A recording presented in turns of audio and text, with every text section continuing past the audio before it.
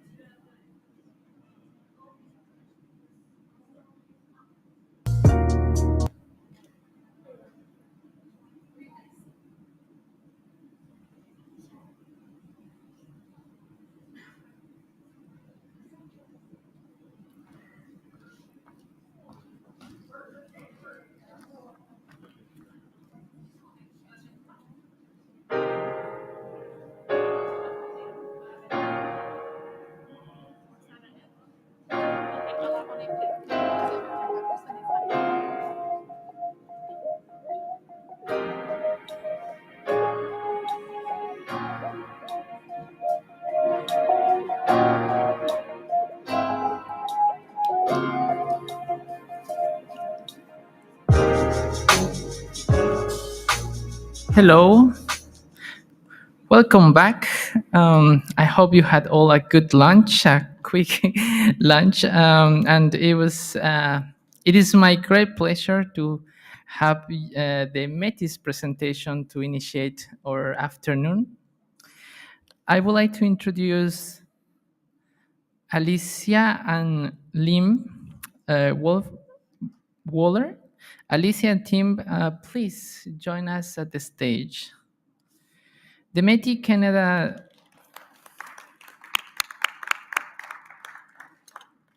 The Metis of Canada are guardians of the fiddle style. Metis string musical performance showcase these traditional Metis tunes accompanied by a unique style of guitar.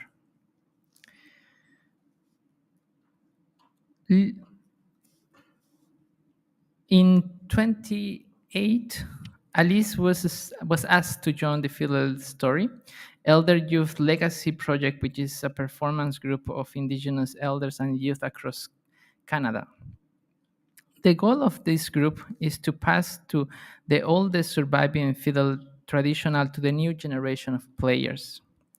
Alicia traveled the Field Story Group and Newfoundland to perform at the North Atlantic Field Conversion as well as Aberdeen, Scotland.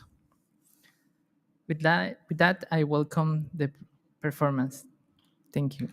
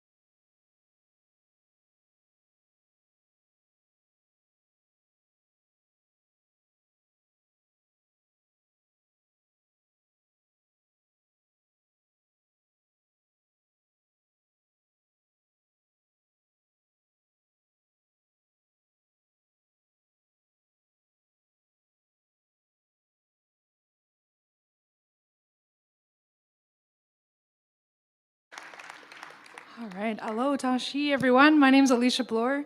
And I also have with me my brother Liam, and we're honored here to be presenting to you and sharing with you our music, the Métis fiddle music, traditional fiddle music, and as we are one of the three Indigenous peoples here in Canada. I'm going to share with you another tune. This one I learned from an elder in Manitoba named Teddy Boy Hoole, and he unfortunately passed away a couple years ago. And he didn't have a name for this next tune, so I named it for him in honor of his legacy of fiddle traditions in Manitoba. I named it the Teddy Boy Two Step. Hope you enjoy. Merci.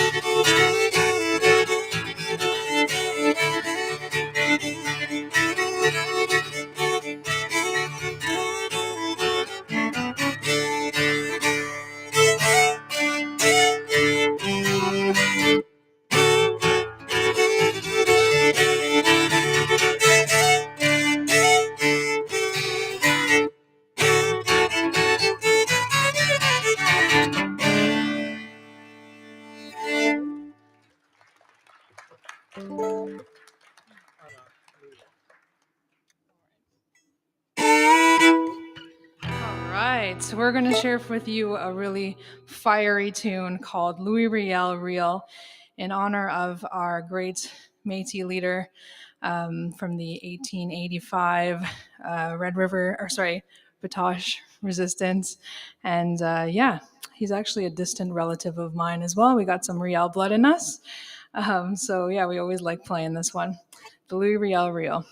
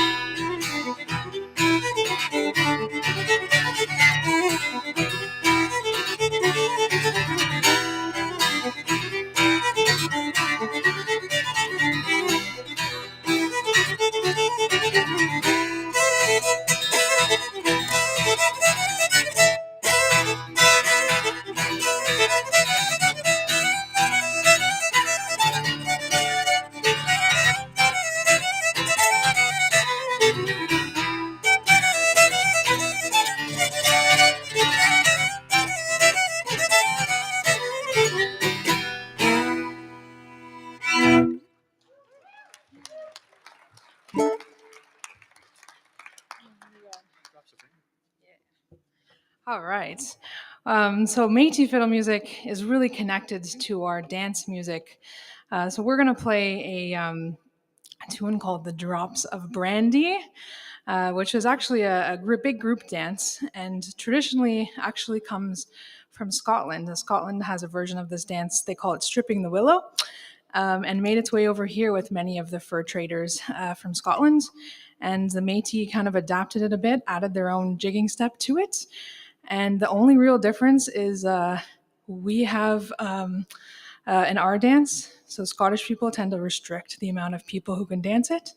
The Métis, there are no restrictions, which is kind of fun, but also kind of tiring for a fiddle player when there's 100 couples who want to play this, who want to do this dance. Sorry. So here we go. The drops of brandy. I'll keep it short and sweet this time.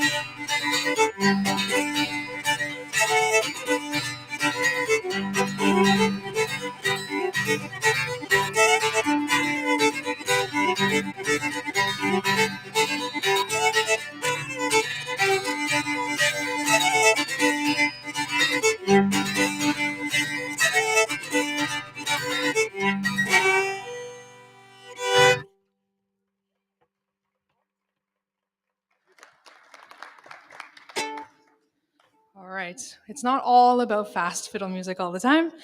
Métis people can also play slow. So we're going to play a waltz called the Teardrop Waltz, one of my favorites, and Liam's too.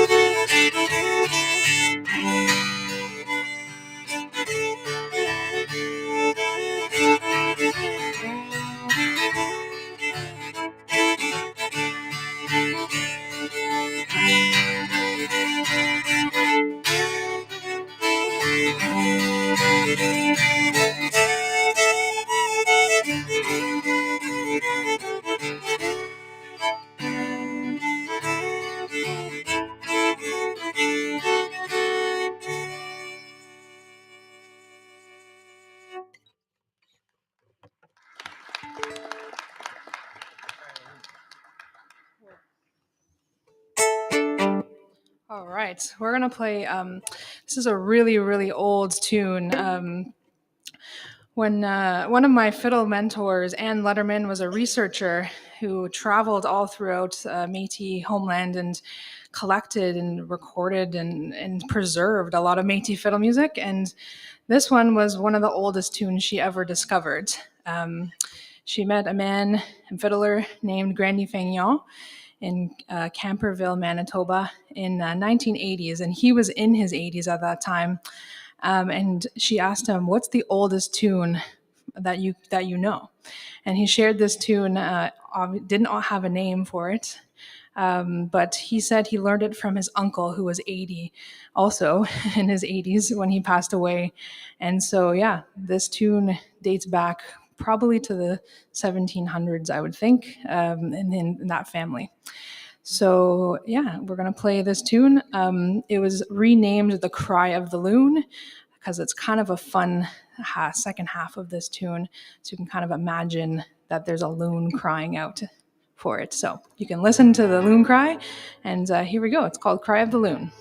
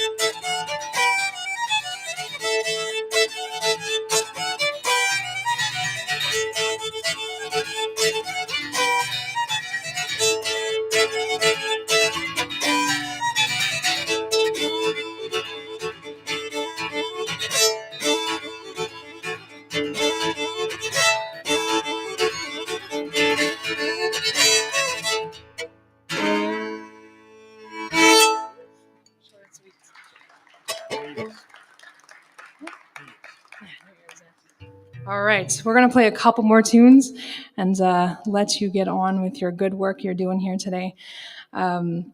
This next tune is called the New Year's Tune, and it comes from Ontario, the James Bay area of Moose Factory, where I learned this tune from an elder named James Chichu.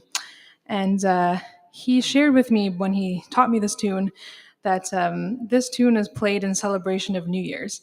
And so the tradition in his community growing up was to go from house to house and play this tune and ultimately share with the community where the New Year's party was going to be that night.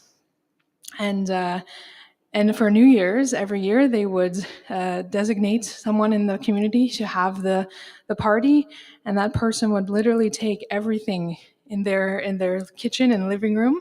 He said everything but the kitchen stove, and they would throw it out into the snow, and they would make a impromptu dance hall in one of their houses, and they would fiddle, and they would sing, and they would dance till the morning light. He said.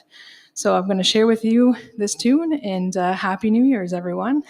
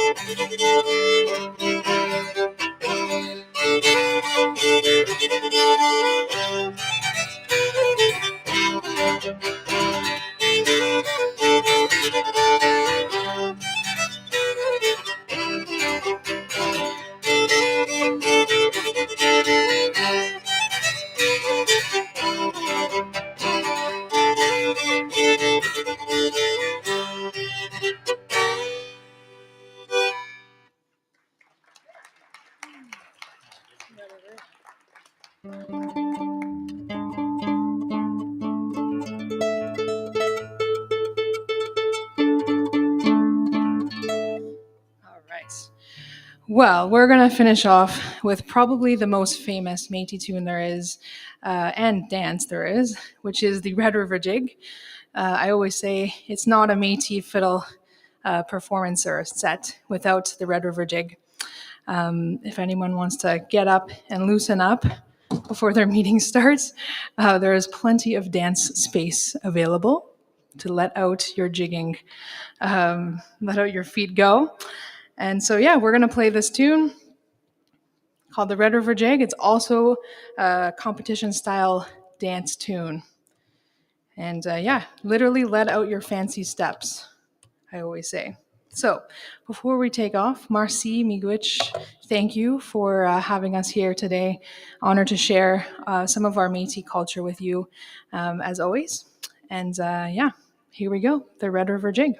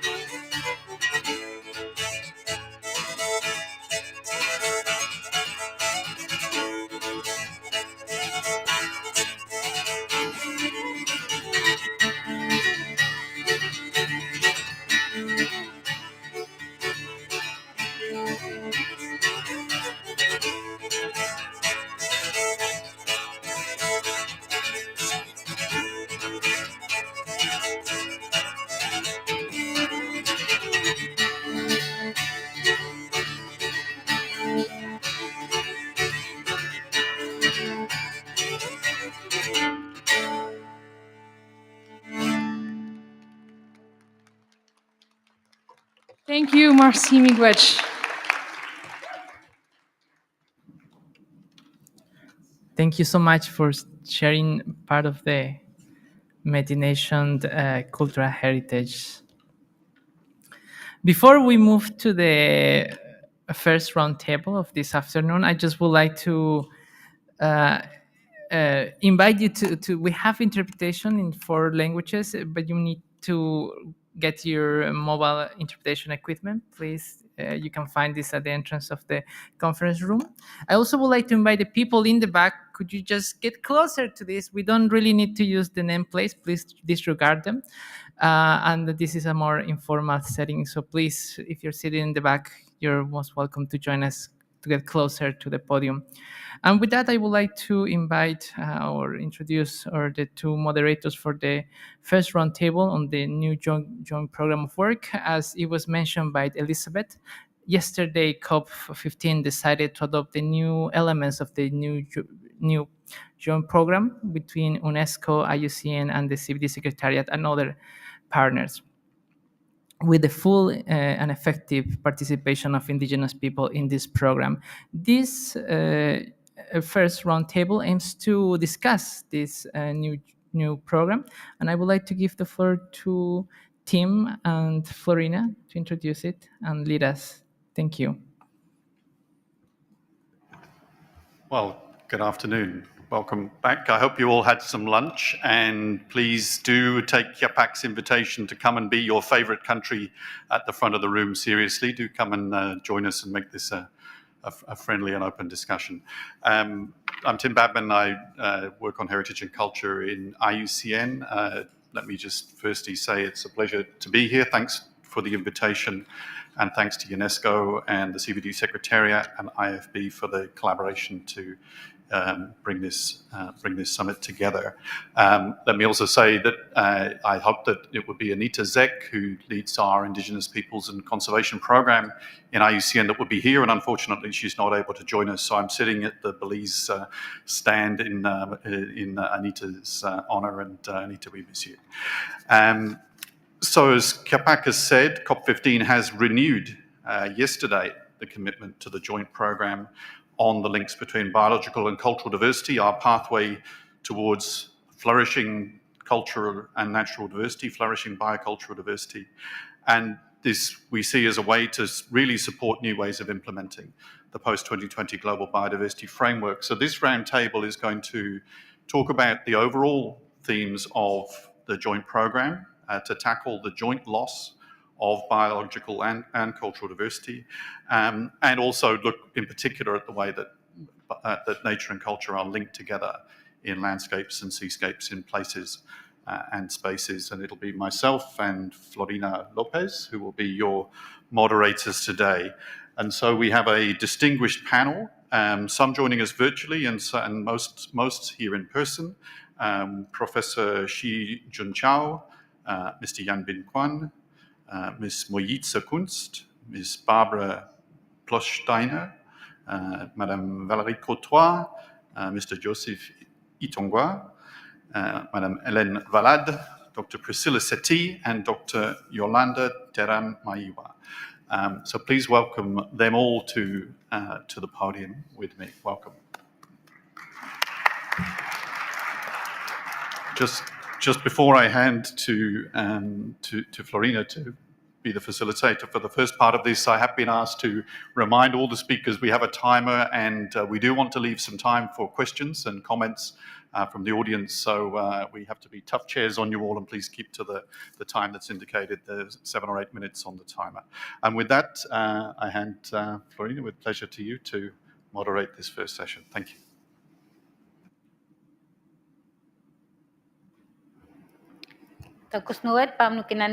Muy buenas tardes a todos y a todas. Good afternoon to all of us, all of you who are with us this afternoon, and the speakers, the panelists, and our warm welcome to this panel. First of all, we would like to play a pre-recorded message from Professor Sri, I hope I pronounce it well, Shunghao, Hani Terrace Field of the Hongqi Prefecture, who could not be here in person. However, we will have him virtually.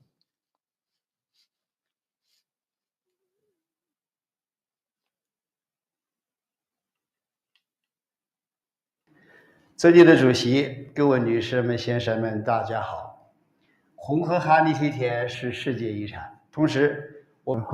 is the legacy of the world. And also, let me start. And when honey child is born, the father plants a tree on the mountain, and it would be the child's tree of life. This tree would accompany the child. By the time the person leaves the world, the tree has grown into a big tree. Villagers would cut the tree down to make a coffin, put his body into that coffin, holding that the past honey person. One might be wondering why a tree is selected.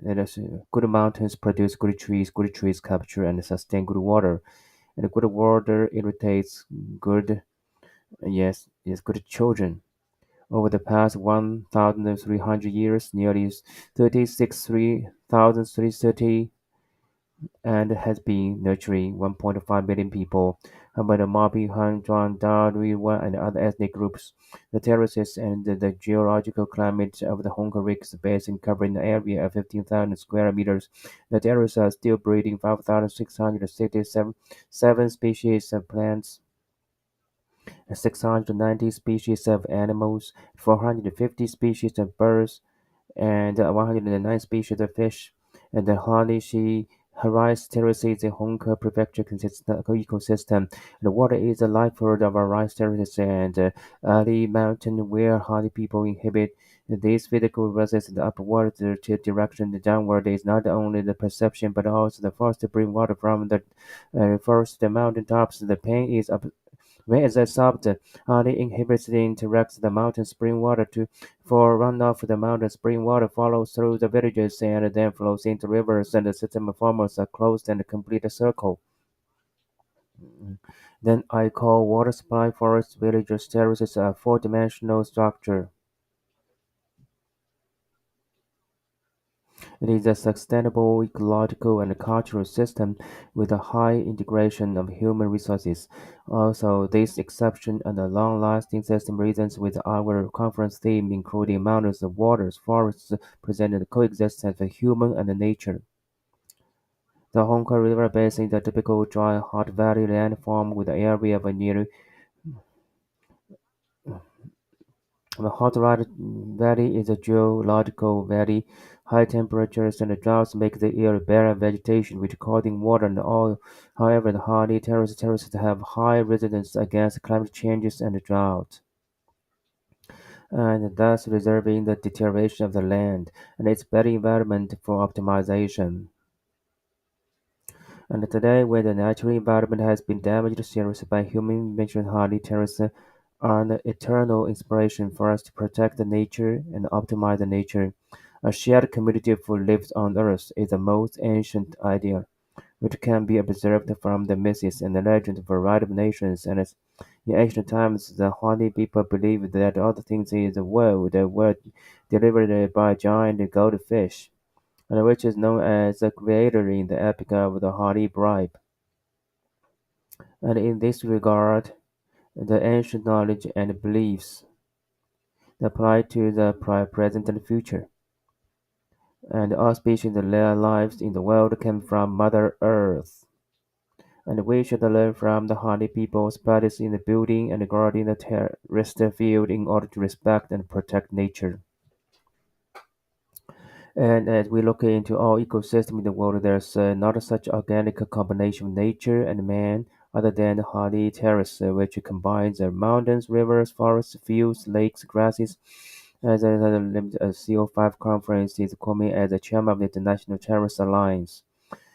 I has had a purpose that we should establish hundreds and even thousands of demonstrated bases for a shared community of lives on Earth, all continents in the world, to vividly review the concept to encourage people to participate in the action of a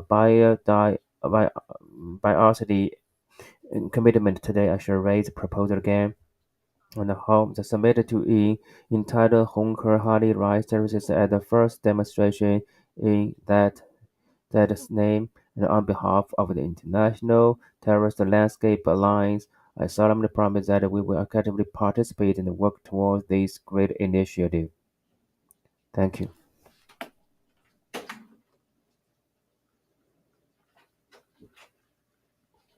Thank you. 感谢你们。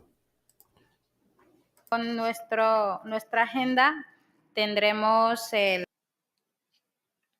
In our agenda, we will have the presentation.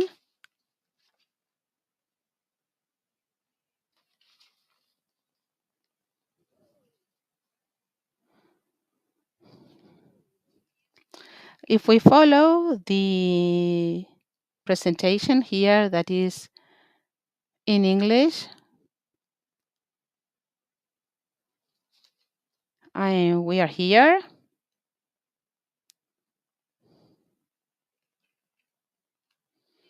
We have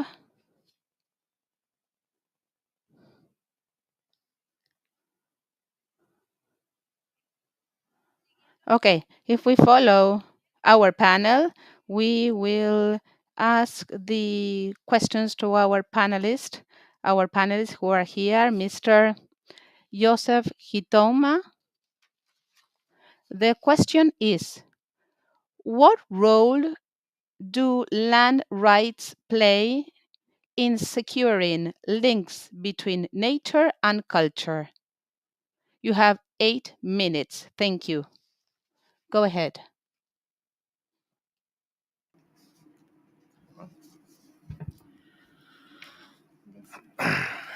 Merci, madame. Je commence d'abord par Thank you very much. I'm going to start by saying thank you to all the organizers, ISEN, UNESCO, the Secretary, but also all the forums, all the member states and everybody who represents here to give me the opportunity to present us. And I am very proud of all our colleagues, of our brothers and sisters, our indigenous brothers and sisters who are fighting to manage biodiversity and to help Mother Earth.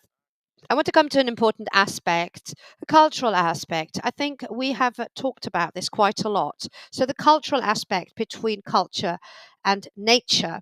I have also made a note of the political aspect of the IBS, which has also shown this. And we're going to get back to the links and show how we have an interdependence between nature and culture. Our conservation role is well known, and we do respect nature. We do know what we need to do. We do know what not to do.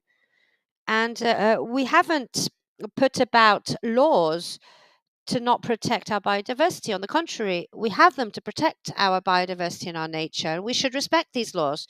And so we have worked locally so that we can show this aspect to work upon the promotion of conservation, indigenous populations and local people like the APACs, for example, the APAC community, which are very well connected with the subsistence and the cultural area. And they show how the territories, our territories, have play a major role in biodiversity. And we've also worked upon the identification of these territories, and we are at 0.3 with less territory, national territory, in the identification of the zones. So we have worked upon the analysis with the University of Dikansani to be able to show evidence of the diversity sector, which is in the traditional environment. We also have cultural events for this culture, and also demonstrating the evidence for the conservation, but also analysis of the stocks of the carbon in traditional areas. So the question that I asked myself, the rights is an important element. And we are thinking about this, and we're very preoccupied. And the priority and the Forum of Biodiversity to be able to influence the decisions for 2020 for this aspect, for the rights, and this contribution and the non-contribution of the this is the challenge that we have, and we don't believe in what we have in conservation. I think the most important thing is to understand how we can integrate this into the this 2020. It's not necessary to have discussions, because indigenous are here together for the conservation and the cultural goals, but it's better to be able to integrate them in politics.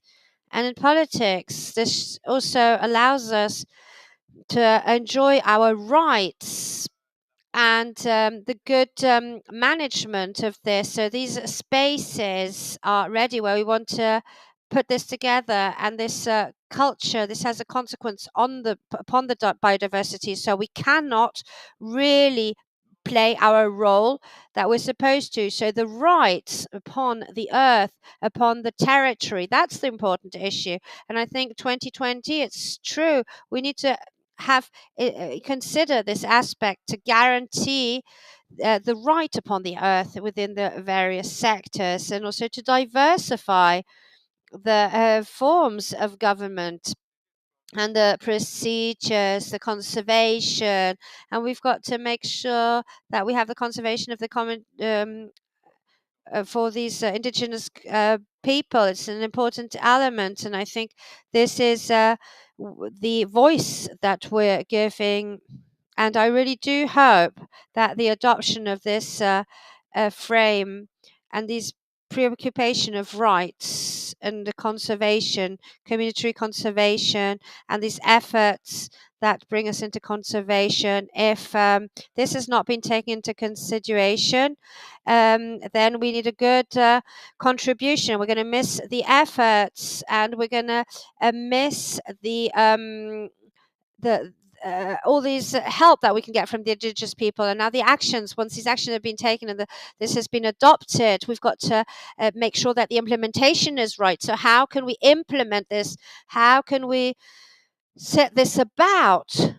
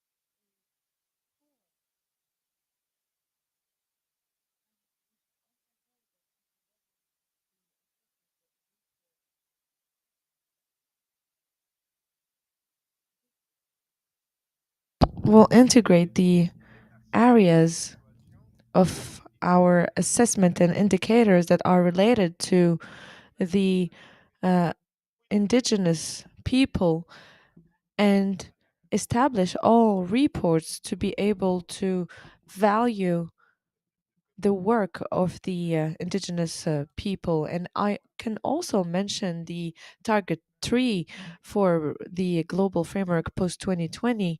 I think that we won't able to do it in one form. We need to implement other efficient measures and take into account the community conservation as well as the efforts of the indigenous people, and diversify the system of governance so that the uh, activity of the indigenous people is not only limited to local actions, but to translate them into dialogues and practices and laws and programs at the local level. And it is only through this way that we will be able to strengthen this link of culture and nature, because if we keep the discourse of having this link between nature and culture, we need to strengthen it through practices and concrete actions and policies in order to guarantee the conservation of our culture.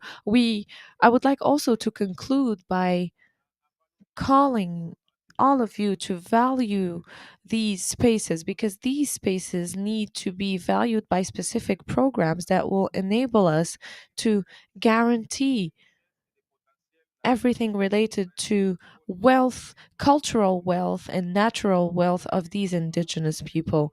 I would also like to recommend that all conservation programs might not only be set from classical measures, but also implement other innovative measures through international and national programs that will demonstrate the capacities that are held by these indigenous people in terms of conservation through the example that we have seen now, and that we will launch with a new program of inclusive conservation with the UICN and all those who contribute, uh, which means the consortium of indigenous heritage at the national and international level, in order to value this aspect between nature and culture and have a good protection and a good guarantee, and say that we can indeed live with nature and culture through the protection of our indigenous people. Thank you very much.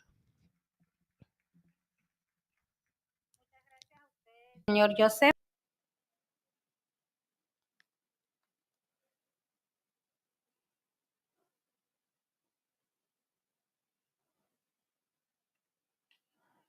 We are going to listen to the lieutenant of the popular government of Taich. He hasn't been able to be here in person, so we have a video.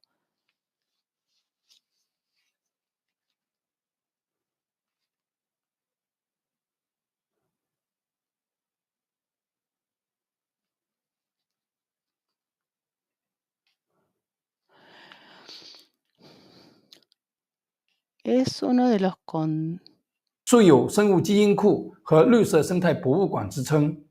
经过长期不懈的保 Through long-term and intermittent, Taishun has realized sustainable prosperity of biodiversity, become a national demonstration area and a hometown of Chinese folk culture and art. Wuyanli National Nature Reserve, located in the northwest of Taishun, covers a total area of 18,800 acres. The main object of protection is the national first-class protected animal. Since 1980s, this kind of bird is first discovered in our local area. The local government has carried out long-term and systematic study and protection. We successfully broke through and mastered the artificial breeding of this species, expanding the wide population of this species.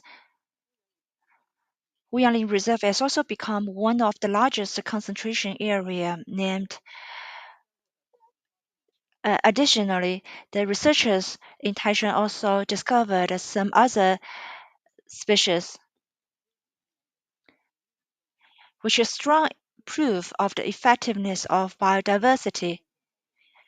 The biodiversity conservation in Taishun is due to the highly close attention from the local government and also the local people.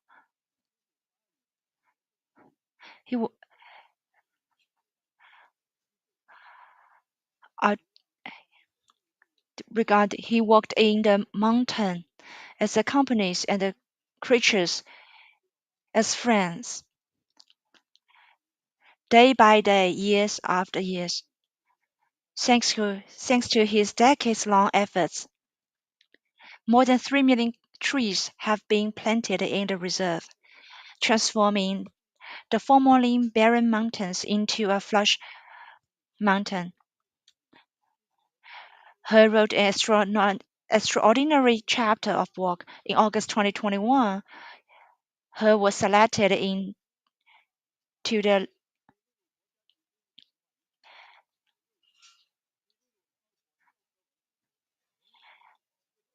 traditional construction technique of a wooden arch bridge.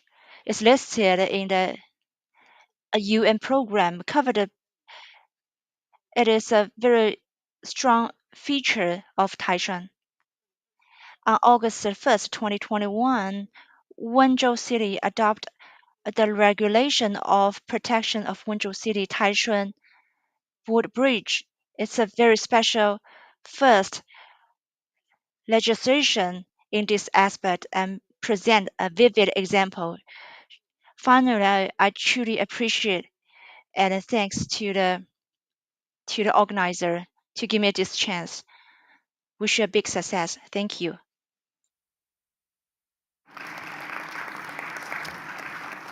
Gracias a las palabras del señor Jan.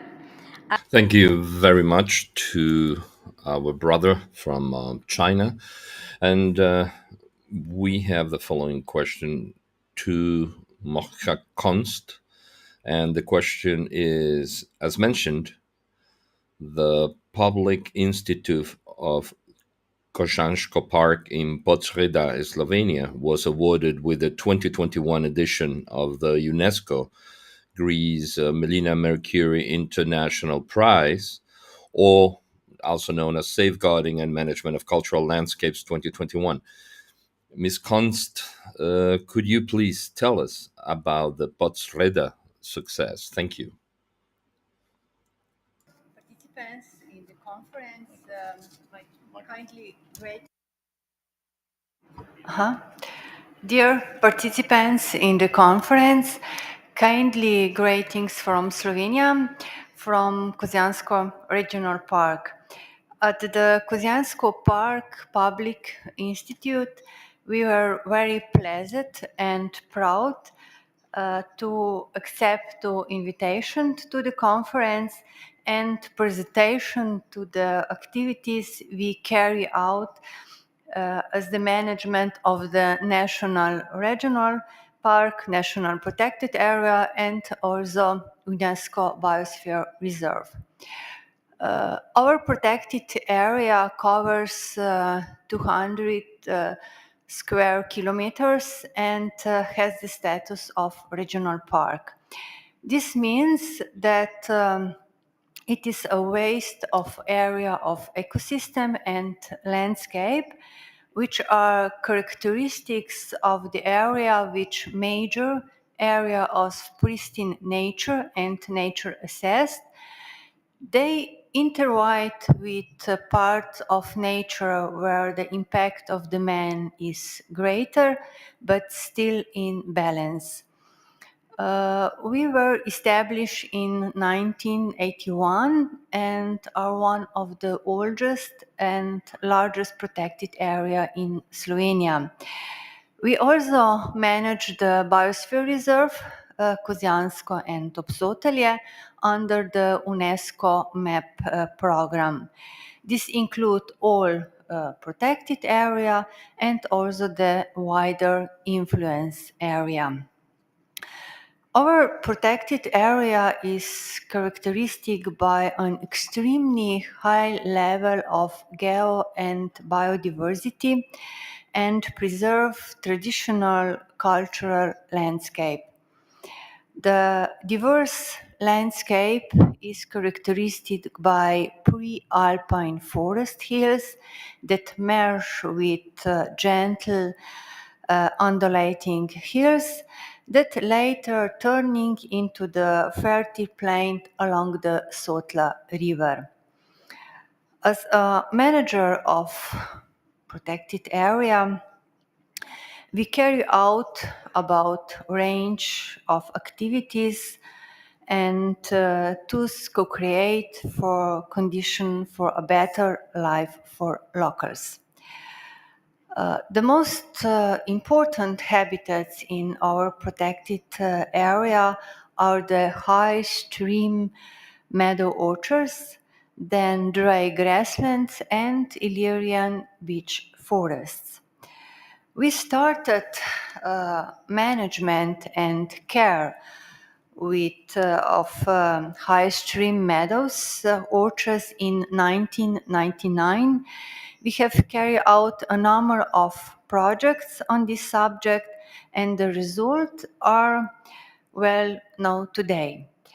Many trees have been revitalized, more than 11,000. We have established a collection orchards and plant nursery. We carry out a number of workshop on growing up trees and maintenance, as well as preserving apple juice. From the very beginning, the expert team of Kozjansko Regional Park Protected Area has advocated an integrated approach in the management of the park area. This approach results to extremely wide range of activities carried out at the Kozjansko Park Public Institute. In the year 221, we celebrate 40 years of protected area operation.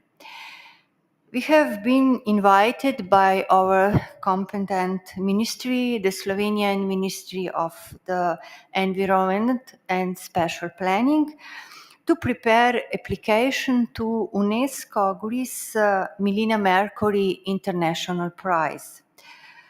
The Kozjansko Public Institute was selected among the 47 requested nominations. We are the first recipient of this award in Slovenia and third in Europe. As the award presenter wrote, the Kozjansko Regional Park managed an exceptional area in Slovenia, which includes a total of 314 units of immovable cultural heritage and 66 value natural features. The most important element of this cultural landscape are major orchards and fruit gardens, which contribute significantly the exceptionally biodiversity on the area. A high level of biodiversity classifies the Kozjansko Regional Park as one of the most important national conservation area in Slovenia and also in Europe. The administration's guardians on this unique cultural landscape are mainly its locals and inhabitants and local communities, also cultural events and festivals, thus significantly contributes to its preservation. The award received is an exceptional recognition for us and confirmation that we have worked hard and responsibility for 40 years. This is also our obligation to continue to focus our work with the maximum responsibility on the goal of preserving the cultural landscape of our protected area as a home to rare and endangered plants and animal species, as well as pleasant and creative living for environmental for local people. So, thank you. Muchas gracias a la señora Kunz. Thank you so very much, Ms. Kunst, for your presentation. And now moving forward with this experience of Podsreda in Slovenia, I will now ask Barbara Plostanja to continue based on this experience. What are the main challenges to advance the links between nature and culture in Podsreda? Thank you. You have the floor, Barbara. Kozjanski Park, as a manager of an area important for nature conservation, must follow conservation goals and implement conservation measures. Habitats that are of exceptional nature conservation importance and that inevitably create the image of a traditional landscape. These are hilly dry meadows and standard-sized meadow orchards, were created by man under suitable natural conditions during centuries. Without human action, these biotically extremely diverse habitats will undergo succession, many species will disappear, and the traditional image of the landscape will change. There are processes taking place at the national and global level, which we cannot influence as the manager of the protected area. but which nevertheless have a direct impact on the local level and prove to be factors that threaten the goals of our protected area. These factors are changes in the use of agricultural land, abandonment of cultivation and consequent overgrowth, or on the other side, intensification of cultivation. Then demographic structure, population aging, emigration of young people, decreasing interest in employment in primary activities among young people, administrative complexity of common agriculture policy measures, crisis of traditional values, and climate changes. This leads the management of the park to ask itself how to preserve biodiversity and the mosaic cultural landscape while ensuring the economic viability of its management. How to adapt so that life in the protected area will be high quality and economically sustainable. We carry out activities in small steps.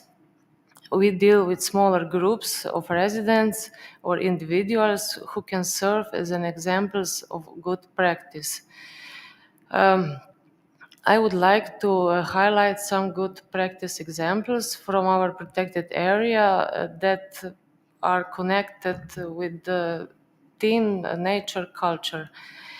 Kozjansko Apple Festival is an event that promotes apple tree and the meadow orchard with the aim of preserving biodiversity and nature-friendly land management. The main objective was to create opportunities for local providers to market and promote their produce and products. In 20 years, this small village fair has grown into the largest environmental event in the country. Then we have established a collective brand for providers from the protected area and the biosphere reserve. The main condition is that they produce and process in a way that is friendly to nature and the environment. Public Institute Kozjansko Park is manager of a protected area, biosphere reserve, and also an outstanding cultural monument, Podsreda Castle. 900 years old castle is the main entry point for visitors to the protected area. Part of the castle has been converted into apartments for guests, and there is a visitor center with information about the protected area and biosphere reserve, as well as a shop selling products only from local suppliers. Then we devote a lot of time to working with young people. We have established a network of schools in the biosphere area. We run a Young Guardian of Nature program. We hold natural science days for schools, thematic workshops, hikes, observation, and so on. We would like the children and youngs identify with their home area, to be proud of it and to be aware of the advantages of the environment in which they live. What comes to your heart during the childhood stays there for life. This is our motto.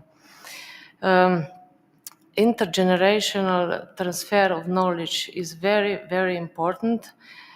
In our area still live 3 or even 4 generations together.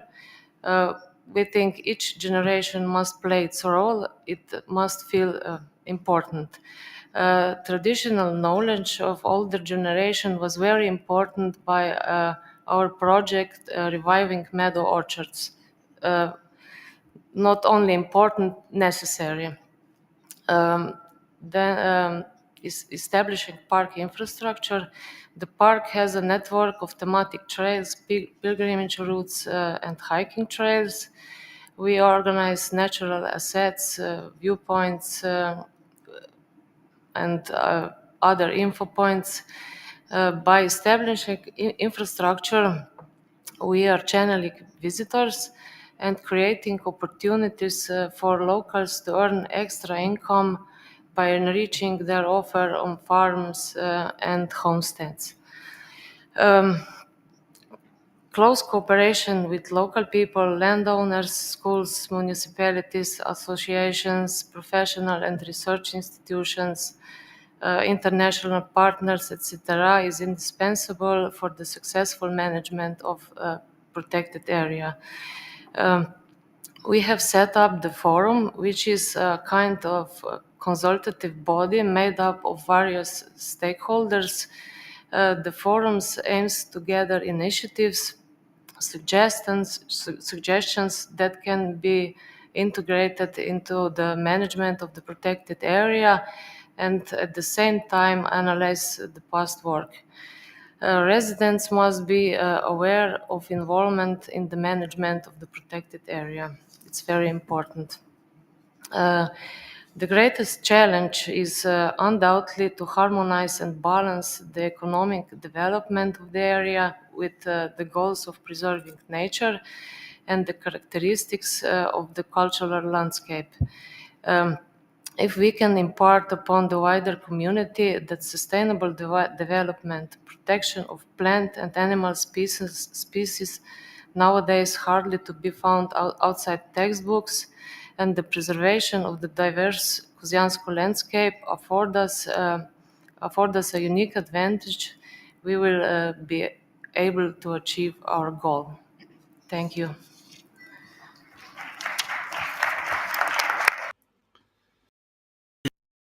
Thank you very much, Ms. Barbara, for this presentation and for allowing us to have a snapshot of what you're doing in practice, really how you're protecting biodiversity and how you are working with the local communities, the schools, etc. And along these lines, I'm going to give the floor to Valérie Courtois. And this is a question for you, Valerie.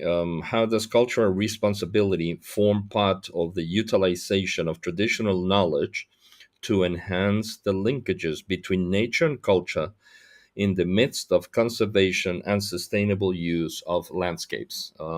Valerie?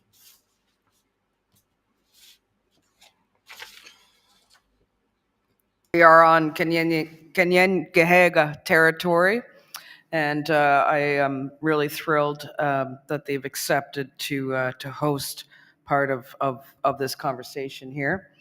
Koininu Barigi, Mastoyatnu Chinki Mak Shahajit.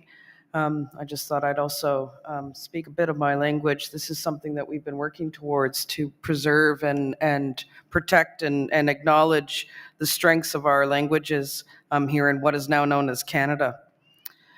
Indigenous peoples right across the continent here have been actively in relationship with their places for millennia. Some of us, in the case of my nation, the Innu Nation, which is located on the Quebec-Labrador Peninsula, we've been here for at least 10,000 years, and we've lived sustainably and in harmony with our places and the resources upon them for that entire time. That is because our practice and laws are rooted in that cultural responsibility to those landscapes. In fact, Indigenous nations in Canada are responsible for the vast majority of protected areas that have been established here in the last 20 years. Over 90% of them have either been led or co-led or in partnership with Indigenous peoples here in what is now known as Canada. And we will continue to heed the call and answer the land that is calling to us and saying that it is time to do better by our relationship with those landscapes. We're emerging from a genocide here in Canada and that dark period of history of colonialism. And I'm very, very grateful that the Canadian government has recognized, in fact, the Prime Minister and his cabinet has spoken to the fact that in order for Canada to meet its conservation targets and to meet its climate change targets, it needs to recognize the centrality of the role of Indigenous peoples. Currently, there are well over 500,000 square kilometers in proposed protected areas by nations in this country. And I'd like to speak about a couple of those areas that I've had the chance to either visit or help support in terms of that work. I think of my friend Stephanie Terrace, who is at the helm of the proposed Seal River Watershed Protected Area, IPCA as we call them here, Indigenous Protected and Conserved Area. That proposal is over 50,000 square kilometers in size, or the size of Costa Rica. It will protect lands that are home to polar bears and caribou and moose and belugas and countless other species that are iconic for that region. It will also conserve and protect over 2 billion tons of carbon in its very rich wetlands. I also think about my friend Gillian Stavely and friends Corinne Porter and Dave Porter, who worked on the proposal called Denikakusan, which is in northern British Columbia. They're proposing to protect the very last intact landscapes in what is now known as British Columbia, an area the size of 40,000 square kilometers. That's the size of Switzerland. I could also speak to the fact that in this country we've had a movement of guardianship. And I just want to note the word guardian here is an imperfect translation of an Innu concept. We call the Minashkwatkunatukwatak, which is a much richer concept of caring for and loving for your places and landscapes. But of course, we've had to translate it into English, and English is not as descriptive a language as some of our indigenous languages. So that's where the word guardian comes from here. That movement has been active, and only 5 years ago we had about 30 programs across the country. Today I'm very proud to say that we have over 120 programs active and over 1,000 guardians every day taking care of these landscapes and fulfilling that cultural responsibility. And then I'm just going to take a moment to tell you a story. I'm hoping that I can illustrate the depth of that responsibility and why it matters. My nation is the Innu Nation, and we are a caribou people. And we have a story where we are married to caribou. A long time ago, in the before times, before flower, we say, there was a man and his son who were hunting, and they were starving. They could not find animals anywhere.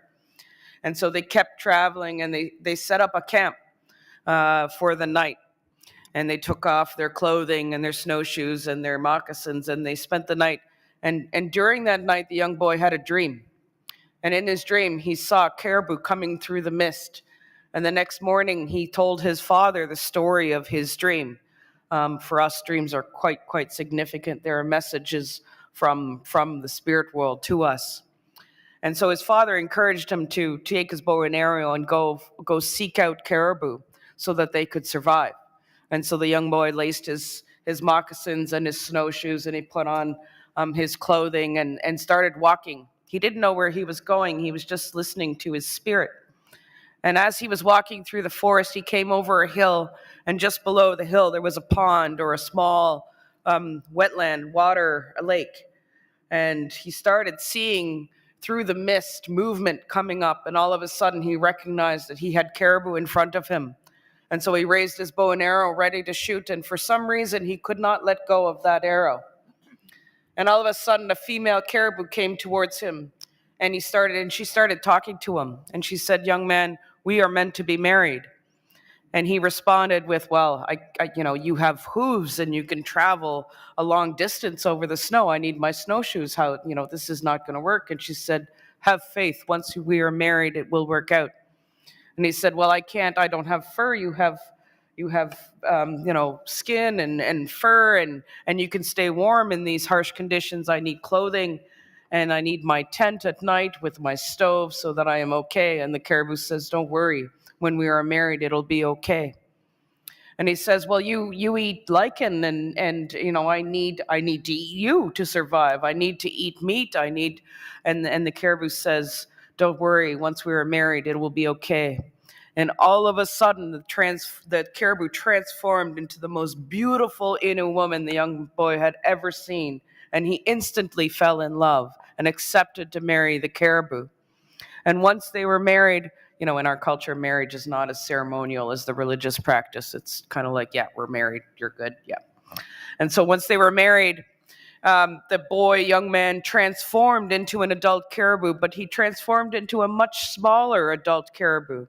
And today, if you're on the landscape and you see large herds of caribou, there will always be a smaller adult, and that is the boy whose job it is now to make sure that our relationship with caribou remains sacred. It is so sacred that we are married. And I just wanted to tell you that story so that you can have a bit of a sense of what we mean when we mean cultural responsibility, that this is in our DNA to take care of our landscapes, and our very survival is depending on it. And no matter what happens in this room, Indigenous peoples are heeding the call, and we see it right across what is now known as Canada. Thank you very much. Muchas gracias. Thank you so very much for these moving words. And we are responsible for taking care of our Mother Earth. Whether marrying a caribou or not, we all must do it. Thank you. Thank you so very much for the presentations, for your experiences, and for opening up. And I now give the floor to my co-moderator, Tim. Please go ahead. And thanks to the panel so far. We're going to move now to Hélène Valade from LVMH and hear a perspective from business. So Hélène, you have an illustrious career in business and the environment, in leadership, and you're currently the Director of Environment Development at LVMH. So when you think about the opportunities and the need to connect nature and culture, what do you see the private sector can bring here to reunite us with nature? Thank you to UNESCO and to the Secretariat of CBD for giving me the opportunity to talk to you about this crucial issue. I'm Hélène Valade, in charge of the environmental strategy for LVMH, and I would like to share with you some of our reflections and work that shows that we can only achieve results for biodiversity if we work together. And indeed, the post-2020 Global Biodiversity Framework is very innovative in its philosophy. It is not only aimed at countries, but to all actors of society, including private sector, including companies. Target 15 is dedicated to companies. The GBF does not pit countries, companies, NGOs, and local communities against each other, but invites them to work together. The GBF does not pit nature against man either, but gives itself the magnificent objective of living in harmony with nature by 2050. I, at LVMH, was very much inspired by this vision because biodiversity is as important an issue, if not more so, than climate. All our products come from nature. No skincare without plants and flowers, no dresses without silk or cotton, and so on. We are in an interdependent relationship with nature, but this link is not obvious. This is why the first step of my task has been to increase awareness of this link. Over the past 2 years, we have made our employees aware of the importance of nature. This is what allowed me to implement an ambitious biodiversity strategy with a clear objective, still an alliance between nature and creativity, between nature and savoir-faire, between nature and culture. And after increasing awareness, the second step of our strategy is to have a clear and precise measurement of the biodiversity impact of the group. Third step, to reduce our impact on biodiversity. For example, we exclude products that come from regions at high risk of deforestation and water stress. Fourth, to have also a positive impact on biodiversity, giving back to nature what we borrow from it in flora and fauna. We have set the goal of rehabilitating 5 million hectares of fauna and flora habitat by 2030. To do that, we are focusing on regenerative agriculture with two ways to act. First, within our supply chain to help our suppliers adopt new practices, or supporting projects set up by other actors. To implement our biodiversity strategy, we are not alone because we are not experts on this subject, and we work with researchers, with scientists, NGOs such as Biosphere, Renature, Earthworm, Savory. We work with local communities. Also remark concerns measuring, because I think we talk a lot about measuring in the post-2020 GBF. And to reduce the impact on biodiversity, we need to measure them. Target 15 contains requirements for assessing and reporting on the impacts of business on biodiversity, and we support this. Because although taking precise measurements is currently difficult, it should not be an excuse to do nothing. We use several methods based on life cycle analysis, the product biodiversity footprint, for example, or the global biodiversity score. And this type of measurement allowed us to identify our overall biodiversity footprint. We need global indicators, and we need also specific types of indicators depending on the impact categories, because each project is dependent on local geographical characteristics. Because also one species, one plant species is not equal to another. That is why I'm convinced it's important to have a reporting framework that must also be a framework for action. I think it's very important to build KPIs from the case studies and actions. Let me just take an example. We are supporting a project with the UNESCO Man and Biosphere program, started in 2020, and that aims to stop biodiversity loss in the Amazon basin, as well as to enhance the resilience of the region. The idea is to tackle the sources of deforestation in the Amazon, notably in Brazil, Bolivia, Ecuador, and Peru, closely working with local communities. For example, we are supporting initiatives that promote formal economy to fight against deforestation for economic reasons, investing in activities which combine conservation and the sustainable use of biodiversity, in particular agroforestry, and the development of value chains for the resulting products such as Brazil nuts or copaiba oil. We have launched the project with UNESCO. Now we are entering a second phase of our partnership, that of measurement, with KPIs that take into account the local specificities of the project. This measurement will enable the scale-up. To conclude, I hope that the COP15 will be successful. It will be to biodiversity what COP21 was to climate. The private sector is mobilized, but we need a strong signal to align all actors. The COP15 must be this strong signal, because the protection of biodiversity is not simply a plus, but a subject that must transform our way of producing. I hope that we will get out of the Anthropocene and we will seal collectively alliance between nature and man without one dominating the other. Thank you very much.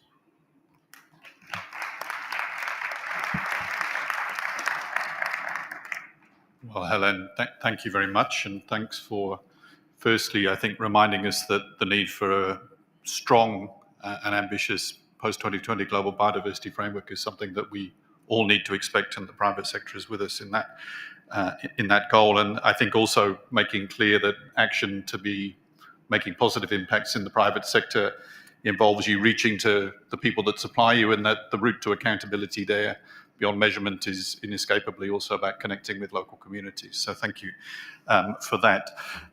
Let me move now to our penultimate speaker, Dr. Priscilla Settee. So Priscilla, you're the Vice Dean, Indigenous Arts and Sciences at the University of Saskatchewan. You've looked globally at questions of Indigenous knowledge systems, and here we are celebrating the launch of a joint program on nature and culture. What do you think is the importance of having this new strategy to address the links of nature and culture in the CBD? And if you could wish for the tasks that this program should tackle first, what would you ask for?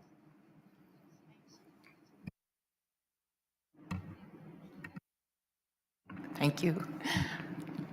First of all, I want to welcome all of the participants to Ganyake territory, even though it's not my territory, but it's part of Indigenous approach to sharing the bounties of the land and sharing our knowledge as well. So I'm speaking today here as a Swampy Cree activist scholar, as someone who claims and develops spaces within higher learning, an important task. We are the so-called mainstream developers of world knowledge, and I think that that's a big task, and it's also one of the only the main form of knowledge that is accepted by most developed regions and public spaces. Being a Swampy Cree activist scholar within that has its challenges, to say the least. But my background as the first urban generation daughter of a trapping family whose parents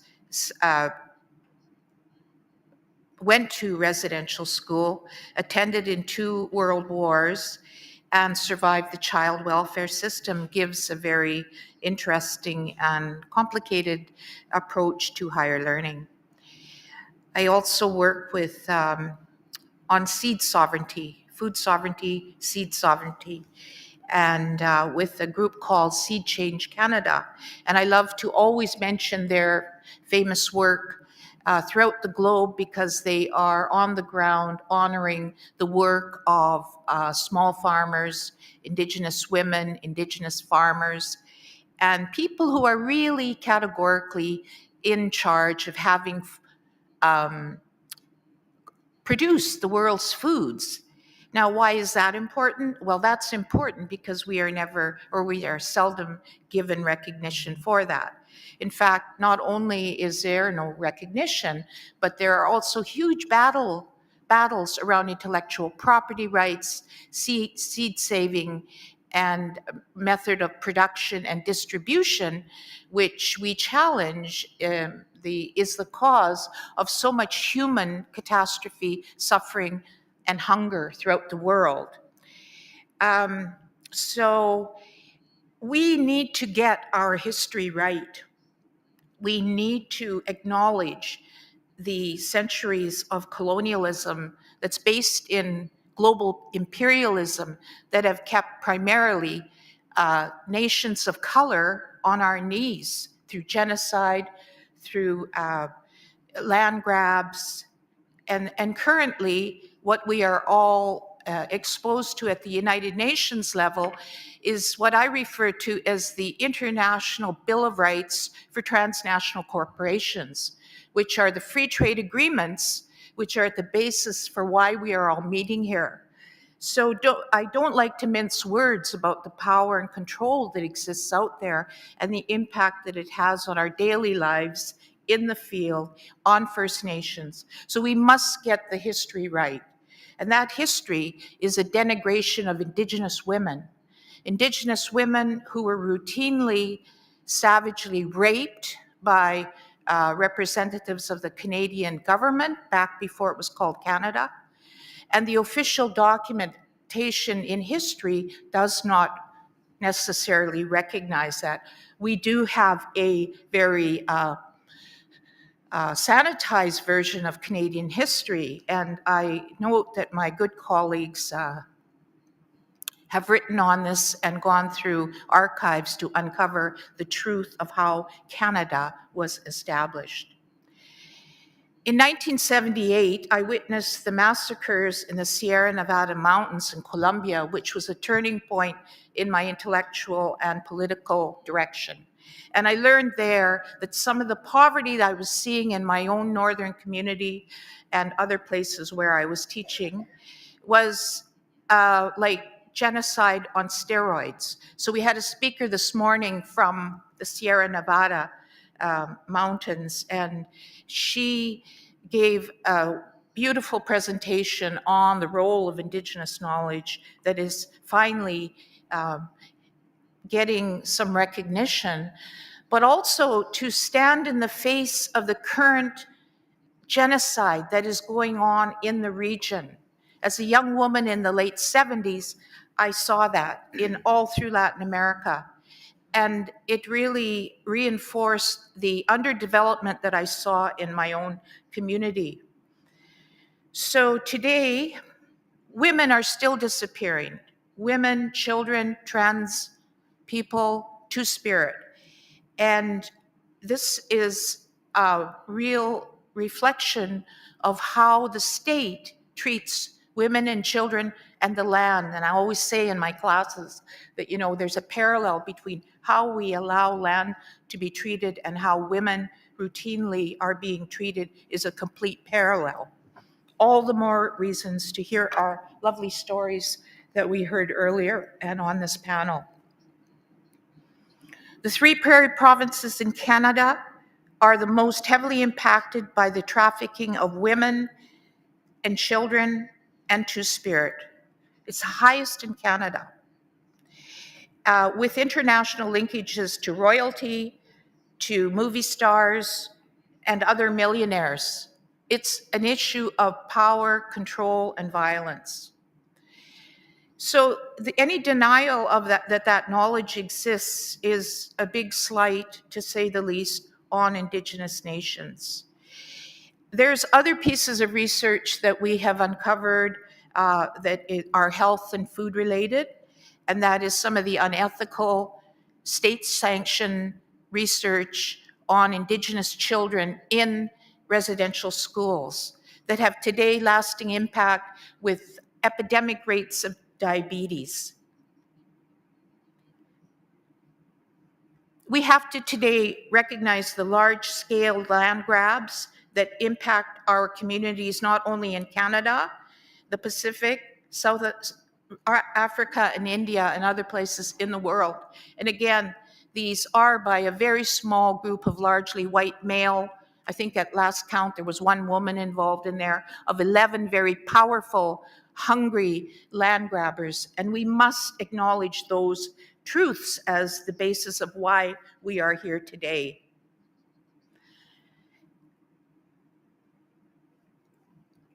These free trade agreements don't respect our treaty rights that were signed with the Canadian government, and they don't respect the land rights of Indigenous peoples throughout the globe. So at this meeting, we are now here to acknowledge and act on the disappearance of our relatives, the biodiversity of the world. We need to take a critical look at international trade agreements that I previously called bills of rights for the rich and powerful, that consistently keep poor nations on their knees through the demand of fiscal conservatism for the very poor, while creating more wealth for the world's wealthiest. It is a neoliberal policy system that continues as it was developed through imperialist history throughout the globe, led in part by the Chicago School of Economics and militarily enforced by right-wing death squads trained at the School of the Americas. These are hard truths that colonial governments don't like to understand. But as an activist scholar, I call on my fellow scholars to continue to work in solidarity with us to uncover the history and how we mobilize forward. We acknowledge finally the source of intellectual property rights to the world's foods. Food sovereignty has the capacity to unite us all against the troubling aspects of industrialized food system, not the least of which is the loss of local control and dependency on large agrochemical companies, while we work to protect the foods of indigenous small farmers and women. Finally, in closing, I want to say that, life in the academy and in the community is a privilege. It's a privilege to work with fellow scholars and community leaders who are working to protect our homelands. And we, as in different parts of the world, we rely on our own knowledge systems and cultures built on these 5 concepts. Sagituan, which is one of the most powerful forces of love for the planet and love for our communities. Only cultures that are built on this concept of humanity, of love, is going to survive in the face of a rampant capitalism. Another one is Wahotowin. We are all related. We are all family. Another one is Bimatsuwin, which is the good life. And when I did my research in South Africa, a concept that was impressed on me was Ubuntu. Finally, Witsiruin. We work for the greater good of all of humanity and respect our kinship with all of the entire world. So thank you. I'm sorry I went over.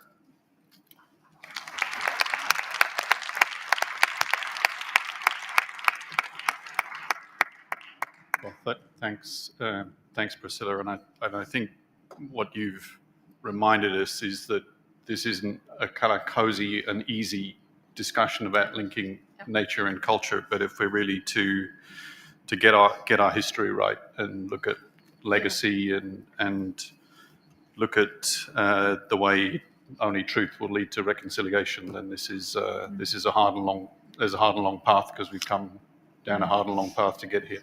So thank you for that, and reminding us also that it's about rights and it's about love. So thank you. Let me turn to our last speaker on the panel, and please be assured we'll have a moment for questions and statements from the floor. So please be ready. But let me turn to Dr. Yolanda Teran Maiwa. And Yolanda, you're here, you're from the University of New Mexico, but you're here representing the International Indigenous Forum on Biodiversity, and also have done much of your work in women's networks. So let me ask you, when IFB looks at the need to integrate biocultural dimensions into the post-2020 global biodiversity framework, what are you looking for, and what do you want this to achieve? Thank you.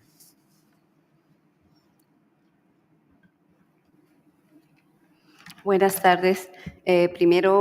Good afternoon. First of all, I want to start by thanking you for the invitation to participate. And then I want to thank and greet and welcome the warmth with which we've been received by the indigenous people in these lands where the COP15 is being developed. I want also to highlight that for the indigenous peoples, our vision, our way of working, our way of thinking and being is holistic. So for us, there's no dividing line between culture and nature. It's a whole. That's why it is so complicated for us when we see this division. Therefore, answering your question, what I would like to tell you is that rather we are going to continue behaving and working and thinking and being indigenous peoples, women, indigenous women, local communities. What does it mean? Well, we want to keep on practicing our daily culture. We want to keep on practicing our ways of living. My sisters very well explained this. We have to remember our original stories. In the Andes, for example, the love stories among the mountains, the fights among them. When they have children, they try to find a conciliation to have a life in harmony. Also, the histories, the stories of the rivers, the feminine, the masculine waters when they cross and what happens when they cross. It also means that we keep on viewing nature through natural indicators, learning how to listen, the silence of nature, and what that silence wants to convey us. I clearly remember when my mentor, Professor Gregory Cajeta, we were stuck in the Amazons in Peru. We were stranded, and he was quiet, and he told us, be quiet. Let's listen to nature. Let's listen to the birds, the sound of water. Let's listen to the stones. And well, I was thinking, well, we are going to miss our flight. But well, no, truly, that's a very deep exercise, learning from silence, being quiet in silence, because Mother Earth, the universe, has a lot to tell us. They are giving us messages already. The people who spoke before me already said this. The land is calling upon us. We've destroyed it. We've mistreated land. We have to first ask for their pardon. We have to do a reconciliation exercise and then to do a reconciliation exercise with motherland. How would that exercise look like? What would that path be like? It's difficult, but we have to do so. Answering your question, also, I want to go into the political aspect. We are here, hundreds of sisters and brothers, indigenous people from the whole world, with a single goal: to make sure that in the new global biodiversity plan, our rights shall be included, our collective rights, individual rights, the right to free determination, the right to prior, free, and informed consent. Also, the right to say no if we disagree and we think that a certain activity can be harmful for us.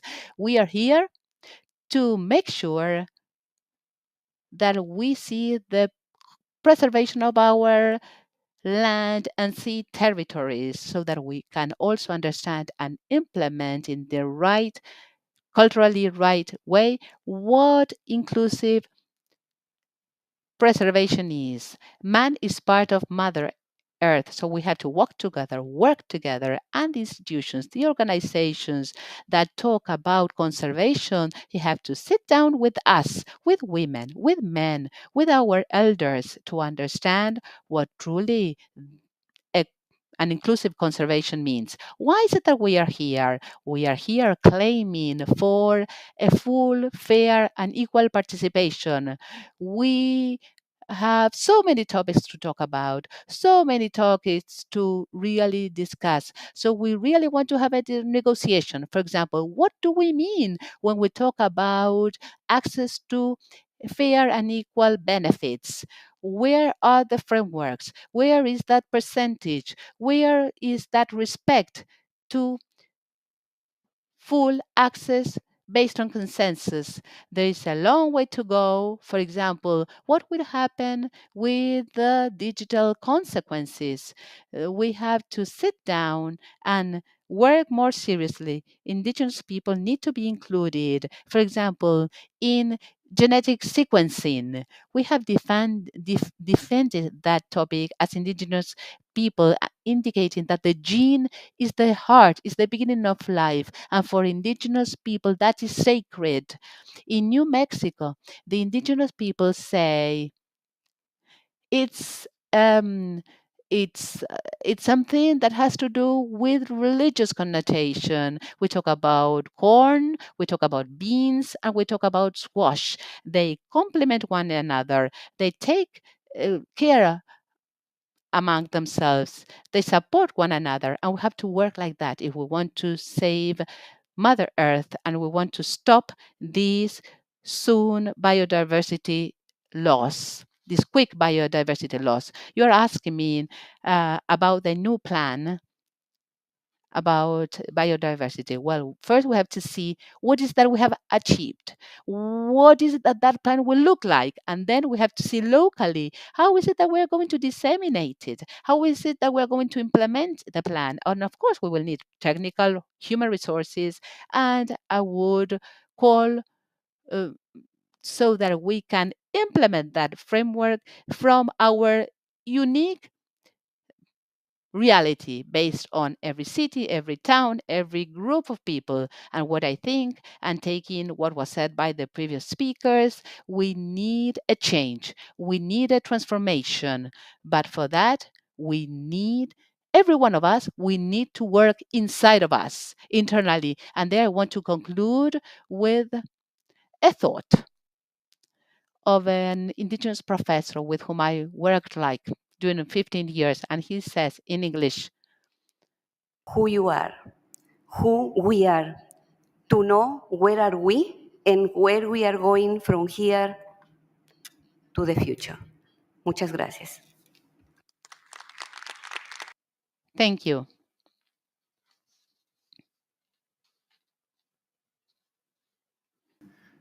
A conclusion, the inputs from this brilliant panel and also both framing the need for us to connect ourselves with nature, but pointing out again some of the ways in which we need to tackle making operational the principles that are talked about but are not made operational, and really bringing things to a local level. You know, how can we work in ways which can be for every city and every place.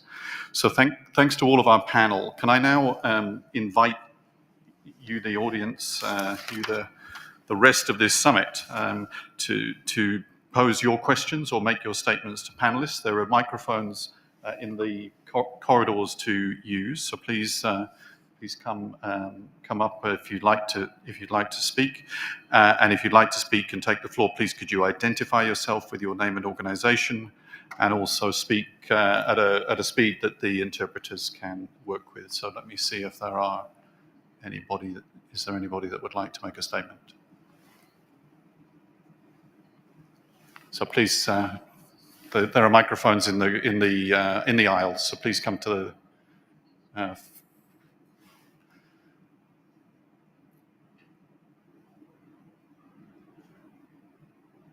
Thank you. So yeah, please go ahead and introduce yourself and put your point or question. Thank you. Thank you very much. I'm Christina Swiderska. I'm a researcher at the International Institute for Environment and Development, and I lead the Biocultural Heritage Programme there.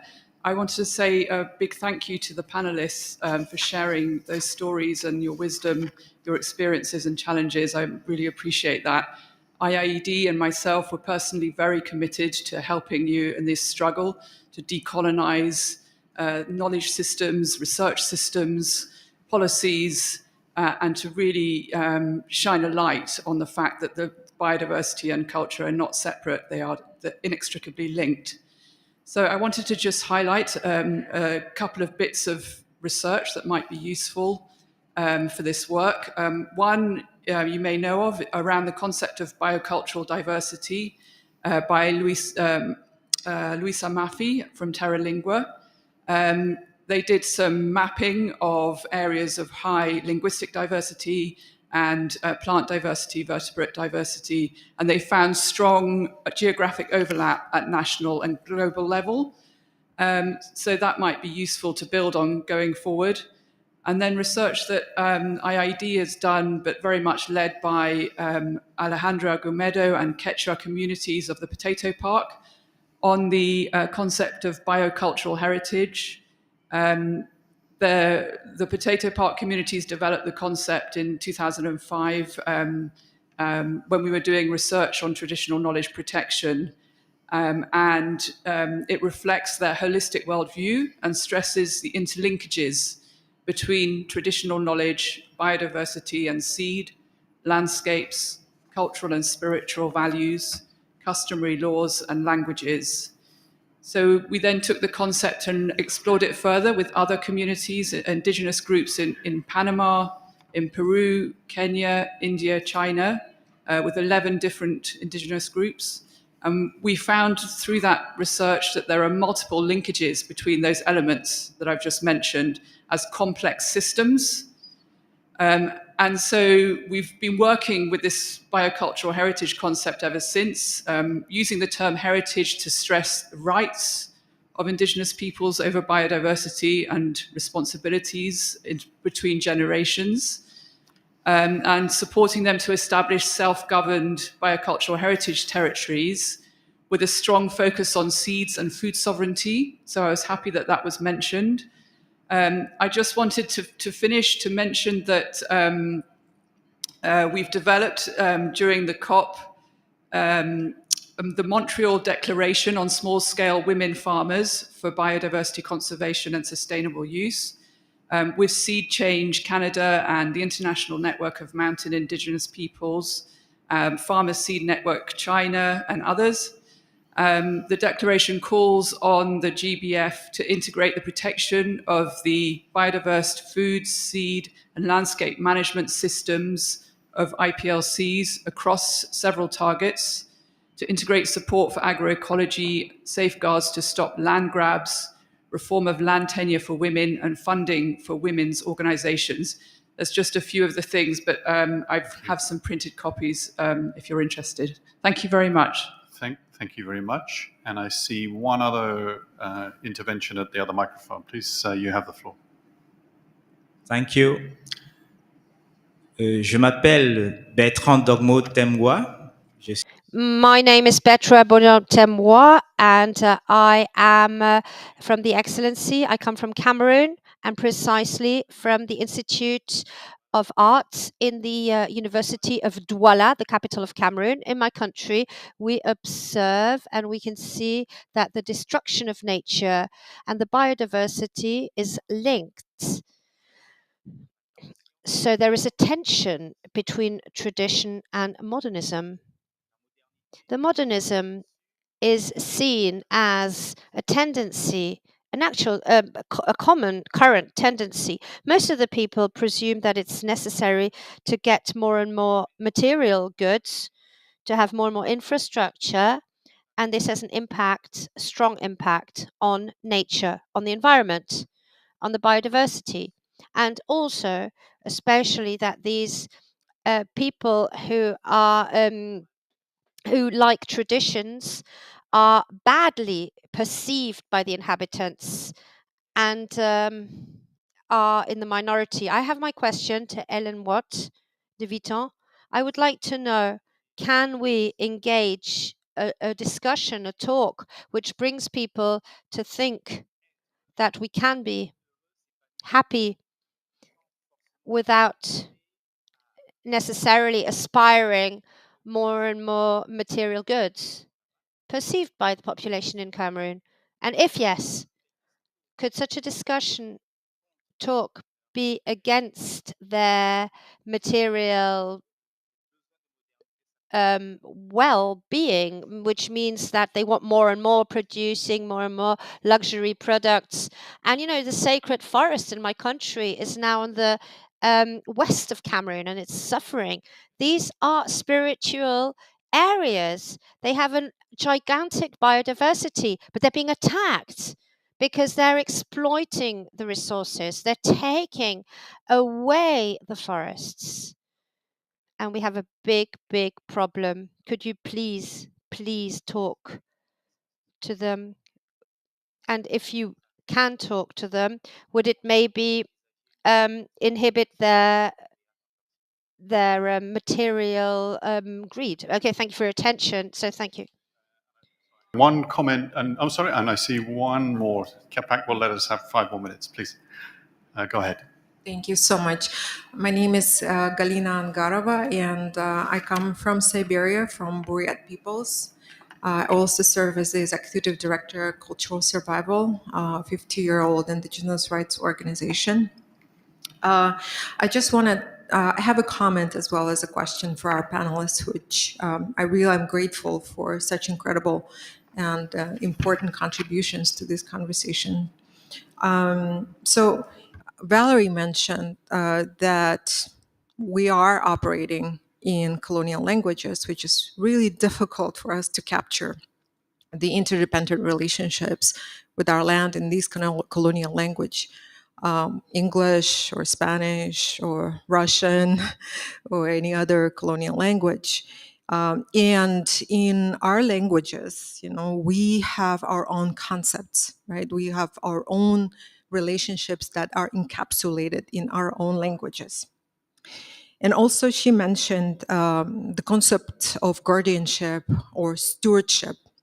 I think we use a lot of the word of stewardship, but you think about it, it's very anthropocentric. It sort of implies that a human being is managing, stewarding the land and species. But in many of our languages, it's the relationship. We never give the voice to our non-human kin. To be honest with you, it's always from the sort of the human perspective. So my question, I know there are some incredible examples all over the world. In Ecuador, for example, when they have developed the concepts of the rights of nature. And I wanted to understand how are we including this whole other layer of the rights of nature in these frameworks, right? Because we have our own rights-based approach to indigenous rights. But however, this approach has appeared very recently because of the colonial law and concepts. What we came with as indigenous peoples are the concepts of responsibilities. So today, when we are talking about nature, it's it's a medal with two sides. On one side, we have the concept of rights. On the other side, we have the concept of responsibilities. So I think it's like a two-part question to our speakers, like how we are incorporating the rights of nature, and then how are we bringing the concept of responsibilities into our rights-based approach. That's all. Thank you.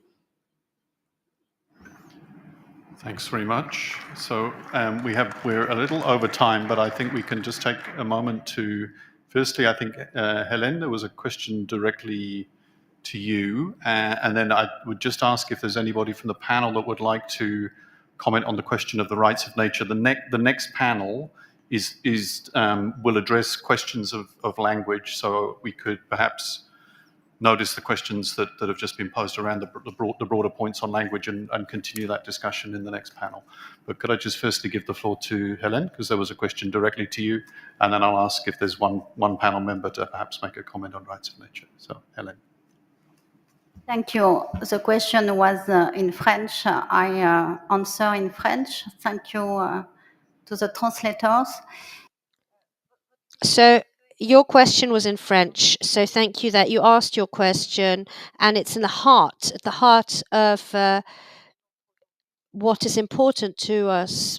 So we need a growth, that we need to continue this growth, and we need to be more responsible. A group such as mine, a model that poses on the lack or the rarity, and we do a lot right now also with the designers of our houses to be able to give a pathway of a creativity that is starting to change radically, and that is on different matters than the ones that we've known for years. So especially recycling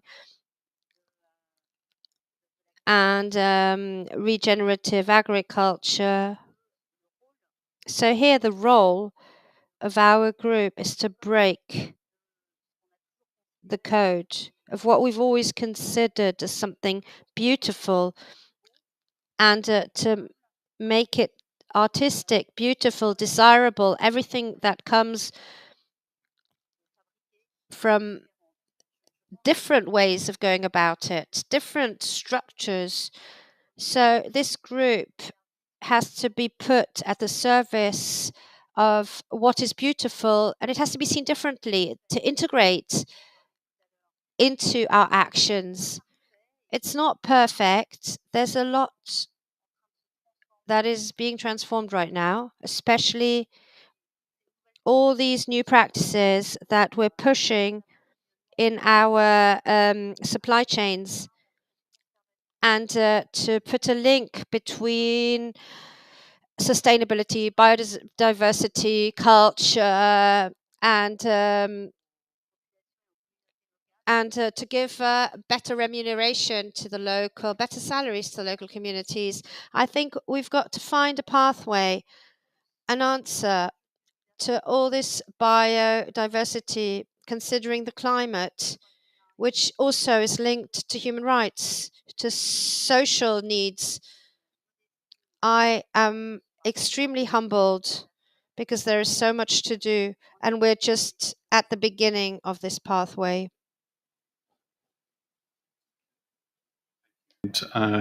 Joseph, are you looking to answer the question on rights of nature? I think we'll just take one intervention just because of the time, and then I'll hand to Florina to close. Joseph, à vous la parole. Yes, indeed. I truly appreciate my colleague from Cameroon. He exactly pointed out the heart of the concern, but us as indigenous people who defend this cause, we know very much that the question around the security of the culture and the valuation of it has no less value than consumption or growth. And this is where I want to complete about the dimension of security and valuation of these additional areas. We are here because of this. And we should know that this is a major fight. We still have a lot to do. We cannot change things overnight, but today we can at least work at the international level and have the proper negotiations in order to integrate this aspect of culture within the international tools that we have. And even at the national level, this could be secured as well without having one only security, because it is based on this security that we will be able to face all of these threats, could they be economical or else. And this aspect of the valuation of these cultural venues and places, it is thanks to the economic pressure. Those who put this pressure, they say that we have the culture, we preserve it, we have preserved spaces, but we need to do as much as we can to value them economically speaking. And we, on our side, we need to go beyond this. Are conserving these assets, but for which interest?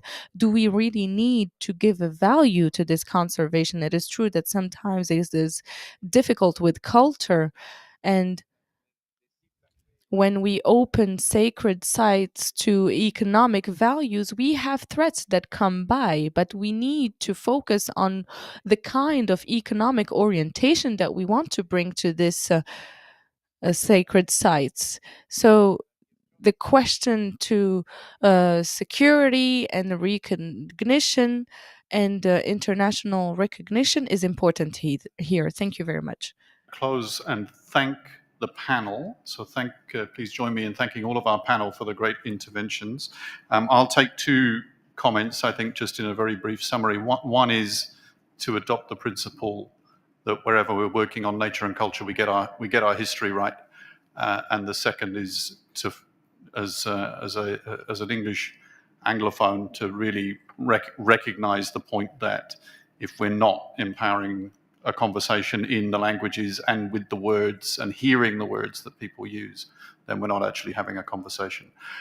So thank you to our panel, but I hand to Florina for further remarks and to bring us to a close. So Florina, the floor is yours.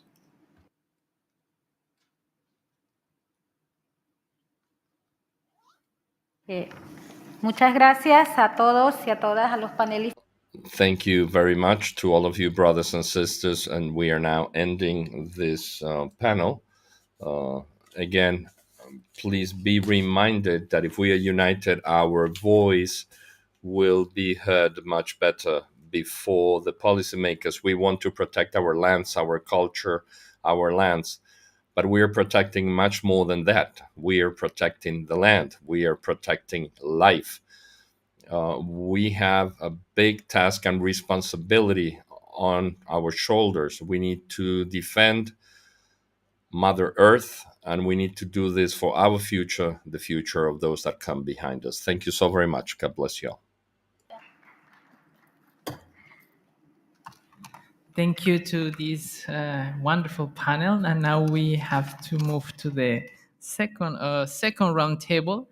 I would invite or welcome your departure from the podium, and I would like to call to invite the speakers for the roundtable too on respecting and conservation linguistic diversity. This panel will be or this roundtable will be moderated by Jenny Callinger from IUCN, and I also would like to invite Dr. Handen from IFB, as well Ms. Herrera from IFB, and Ms. Gabrielle, indigenous human rights and environmental rights activist. Please join this podium.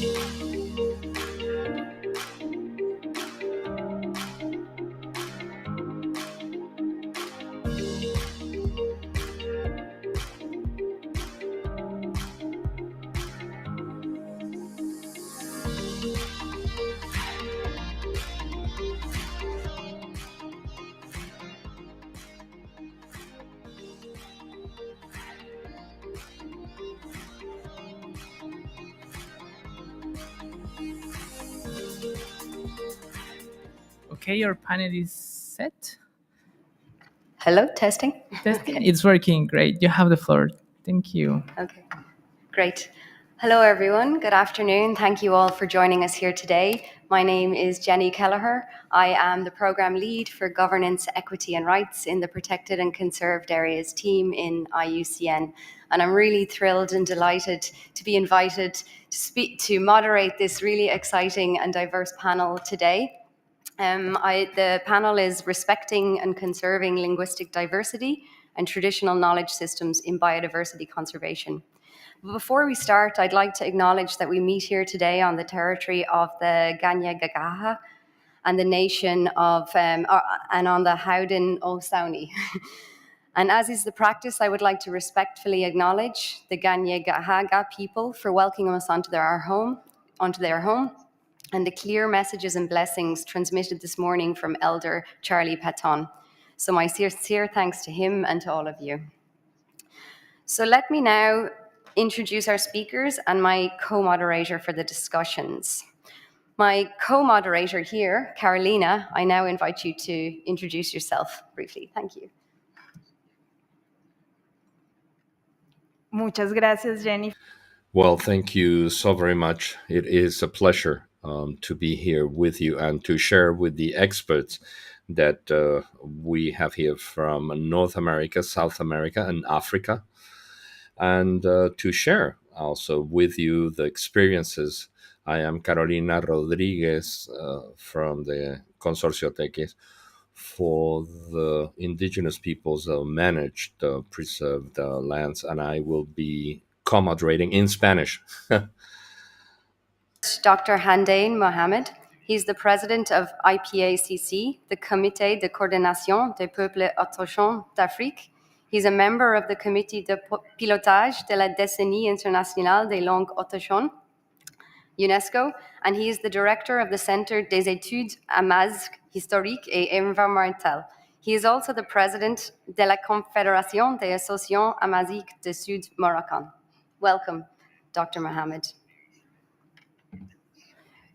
Muchas gracias, Jennifer, y gracias, Mohamed, por estar aquí. Thank you very much, Mohamed, for being here.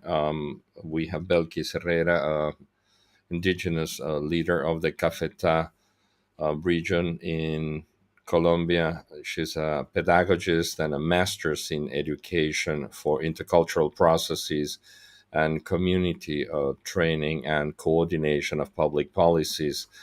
She's a former member of the National Commission regarding Education in Colombia Concept, and also of the Indigenous Languages Consulting Committee and the organization of the Amazonian region in Colombia, which is OPIAP. Currently, she's a member of the board of the Bureau and coordination between the Colombian government and the indigenous. Welcome. I'd like to introduce Katsi Sakwas, Ellen Gabriel.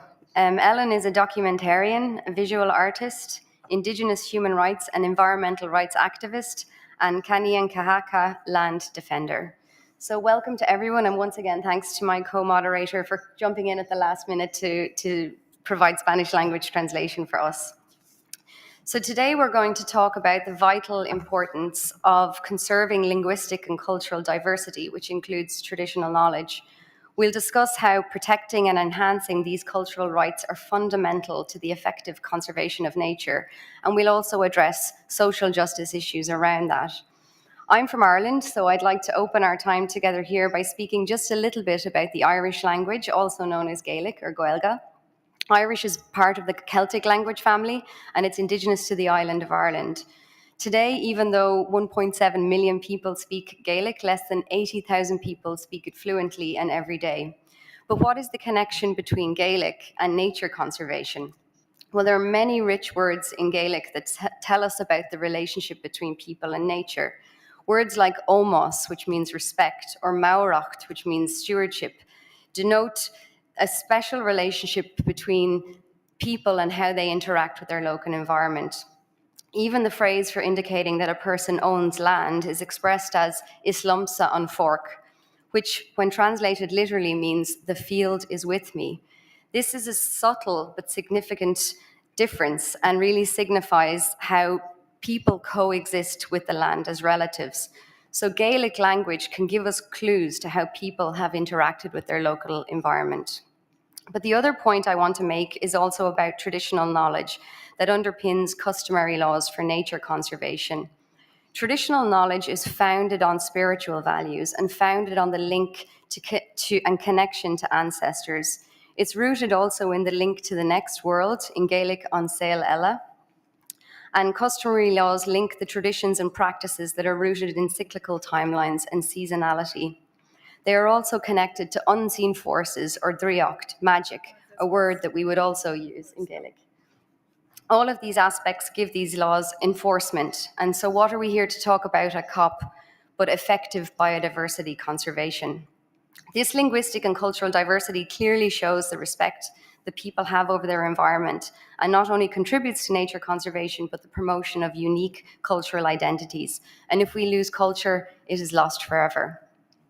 So now I will pass over to our first speaker, Dr. Mohamed Handain, and invite you to speak to us on this topic. Thank you, Dr. Mohamed.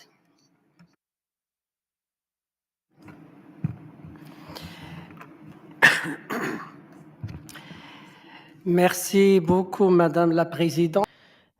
Thank you very much, Mrs. Chair. Thank you for the invitation. So, what is the relationship between the indigenous languages and nature and biodiversity? According to the United Nations report on the International Year of Indigenous Languages, language is one of the prerequisites of human development. People need language to communicate between them and to also convey, which is important, convey from one generation to another traditional knowledge and ideas, beliefs, and traditions that are essential for their recognition, their well being, their evolution, and coexistence. Indigenous languages that are the gate of traditional knowledge represent today a real capital to reach the objectives of the global framework for biodiversity. Indigenous language is the key to traditional knowledge, and its disappearance leads to the disappearance of traditional knowledge. We cannot anymore talk about traditional knowledge if we lose these indigenous languages. The protection of these languages as a way of sensitization or outreach towards biodiversity and sustainable development will contribute to reach the objectives of the global framework for biodiversity. But unfortunately, indigenous languages are now threatened by extinction and subsequently the disappearance and extinction of traditional knowledge. According to the Permanent Institution on Indigenous Concerns, less than 40% of the 6,700 languages that were spoken in 2016 were threatened of extinction. A lot of them are indigenous languages, and according to the Permanent Instance of the United Nations for Indigenous People, one indigenous language disappear each 2 weeks. This is a real disaster. Therefore, the world will lose one part of its memory because indigenous languages constitute a memory of our civilization, the memory and the treasure for humanity. Therefore, we have 2,680 languages that are still spoken today. Currently, these languages are in danger. And according to the Convention of Biodiversity of CBD, around 80% of the ecosystems of biodiversity is managed by indigenous people through their traditional knowledge. The CNUP confirms in several decisions and documents and reports through which we have the Paris Agreement, the importance of traditional knowledge that are crucial for the adaptation and the mitigation of climate change. The all the SDGs, also Sustainable Development Goals of the United Nations, also insist on the principle of no one behind. Indigenous languages are the most vulnerable in this situation, and this has pushed the international community to adopt and to draft a international bill on indigenous languages on which we are currently working with the UNESCO. This situation is a very concerning situation because each time that we lose an indigenous language, we lose a part of biodiversity. Therefore, we need absolutely to integrate indigenous languages in the global framework for biodiversity. Thank you for your attention.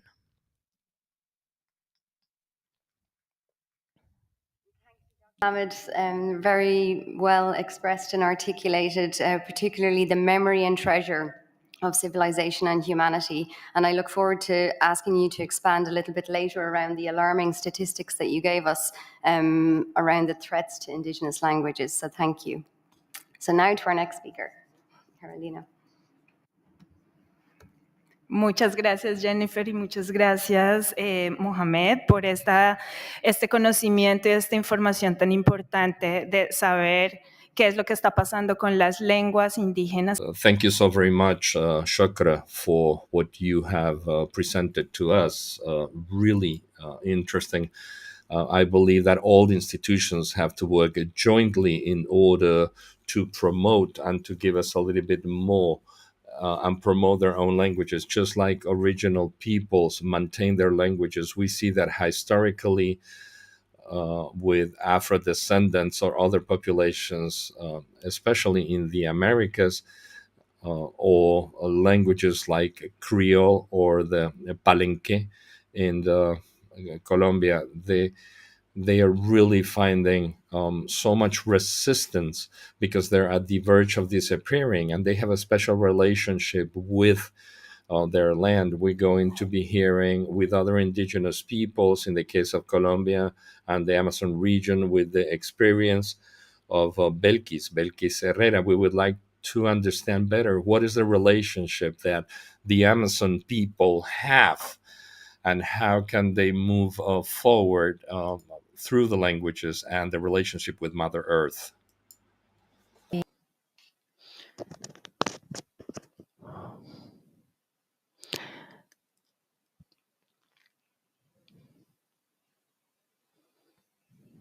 I'm greet in my language. I'm saying that I come from a territory called Reswanda Manager.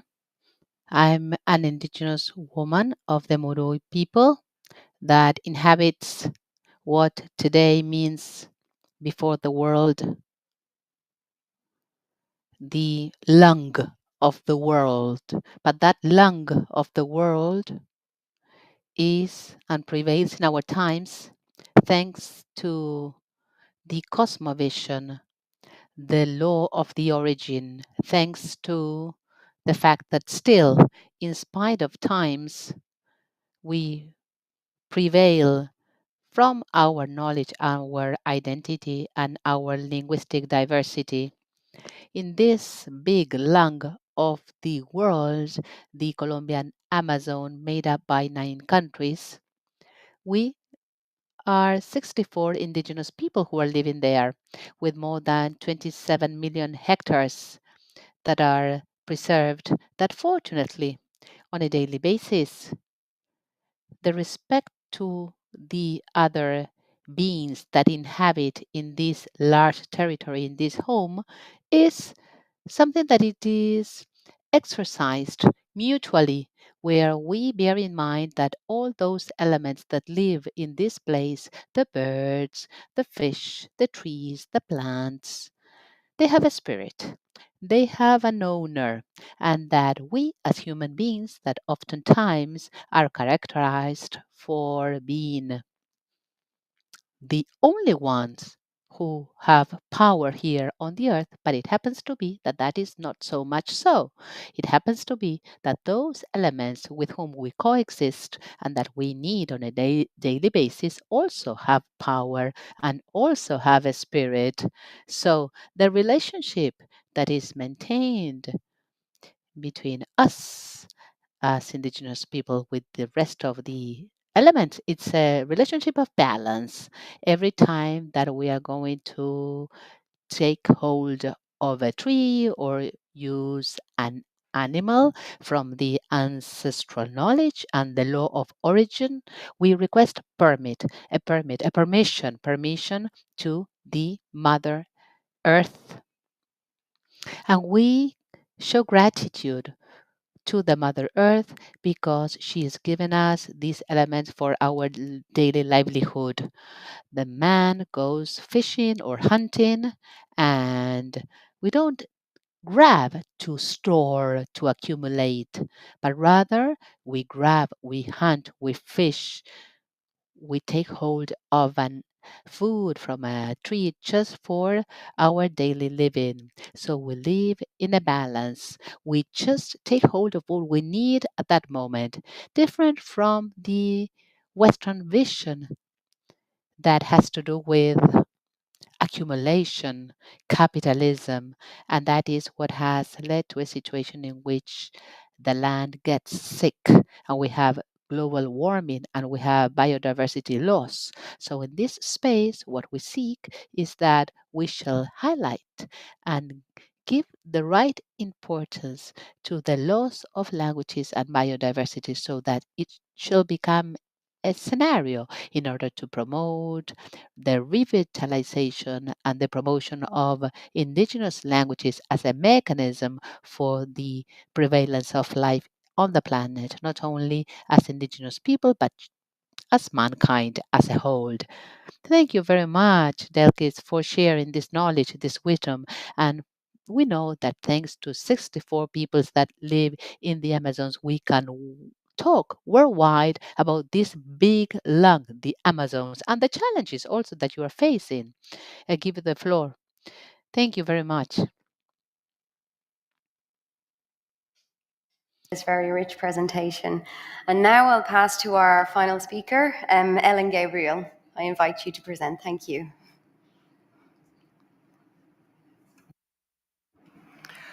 Watkonorado sawakwayakon, katsitsako sneyojat tanawagenyahto, kanasataga ganagere. My Mohawk name is Katsitsakos or Ganyakgeha, and I am from the people of the Flint, Ganyakgahaga. So it's a great honor to be here. And I want to say that most indigenous languages are about the connection to the land. They're based on the land. And in a sense, it's the spirit of the land that we speak. Ganyakgeha, which is a very ancient language, is 80% verbs. It is action-oriented. And we do, as some of you heard this morning, Charlie Patton talk about and this is our version of protecting the land for the face is not yet born. So we are obliged when we enter the longhouse to uphold and bring in those voices of those who do not speak like us, like the fish, the medicines, the trees, the birds, etc. And so we bring in that relationship to the land. We bring in those relatives who do not speak in the longhouse, who cannot speak in the longhouse. And we have Odaratsun, which is our clan system. So I'm Turtle Clan, Wagenyahtu. And in Ganyakgahaga people, we have 3 clans, so the turtle, bear, and the wolves. And there are 3 representatives of a clan mother and 3 chiefs. So this is our system of governance that is based on the land. And so for me, you know, when I see the language that is used in the UN about stakeholders, I think that the language is wrong when it comes to indigenous people. We are the rights holders. And to me, when we use the term stakeholders, it's the colonizer holding on to the financial funds that require the reclamation, the restitution, and reparations of our language. It's not reconciliation if the colonizer is still holding the purse strings and telling us how to preserve our language. As a land defender, it is really difficult because some people say you're crazy for putting yourself out there, or this is it is dangerous work here in Canada, as you might know. And we're trying to, it's not like something we can put on our CV. This is part of our daily life to preserve the land, to protect the land, because our languages, our songs, our ceremonies, our very identity is linked to the land, to the waters, and all our relations. We start from our cosmology, the creation story, which says that we come from Skyworld, and that the first 2 human beings on this planet were women. Sky Woman was pregnant, and she gave birth to a daughter. And when she arrived, she had with her from Skyworld some seeds. And she sprinkled these seeds on top of the turtle's back that the otter or muskrat, depending on your version of the creation story, put on her back. And as she walked around this piece of earth, it grew under her feet and she shuffled. And so when you see in the longhouse women dancing, they are shuffling to create that energy with the earth, that link to the earth, almost like our umbilical cord is still connected to the earth. And the men raise their feet. So it's kind of like, I equate it, and sometimes I tease the men. It's kind of like the peacocks, they have the nice feathers. So everybody sees the flashy men, but the women are there grounding the people. And that is part of our governing systems. And when we do land protection, it is about those faces not yet born and those 7 generations that will be coming after us and what we're leaving behind. And for me, having been at the UN since 2004, and I see us repeat the same discussions because there's no political will to change, that UN member states are not honoring and upholding the highest standards of human rights. And so I want us to assimilate you. We should be assimilating you instead of the other way around, and that you honor the earth and respect the earth, and that you understand that when you destroy the earth, you are destroying a part of yourself. You are destroying part of humanity, and we are not the most important thing on this earth. As we all know, we depend on the medicines, the food, the fish, and everything else. So I'll end there, but yeah. Thank you for listening. Thank you so much for sharing your creation story and also for sharing your language. It was really nice to hear this very ancient language spoken. And I also really appreciated the link that you made between your language and your governing systems. I think this is such a critical point for the forum within which we are, where everybody's talking about effective area-based conservation. What can we do to achieve effective area-based conservation? And we can see very clearly that in your language, in your traditions, there's a very strong governance system there supporting the conservation of nature. So thank you for that very powerful message. So we're moving into our questions phase, and we have questions for our panelists, but I will invite you also in the audience to pose questions to our speakers and also to my co-moderator here, Carolina. And if you do, please just state your organization and your name when you ask a question. So we'll ask some questions first. I think, Carolina, would you like to go first and ask Belkis a question? And then we'll go for Mohammed and Ellen. Thank you. Thank you, Jennifer. Yes, with this variety and wealth that has been exposed by the different experts, the panelists that we have today, I would like to ask Belkis, how, based on your experience that you have had with indigenous organizations in the country and based on your experience in connection with education, how do you see these elements that you have mentioned regarding varieties and the risks that you might find in the territory? How is it that those risks could also become an opportunity from the point of view of education? Well, in our country, actually, there are a multiplicity of risks. It is one of the countries where defending the rights, human rights, defending the life, defending the territory is quite dangerous. And so, in that sense, one of the most important risks is the forced displacement, the loss of the territory of the indigenous people.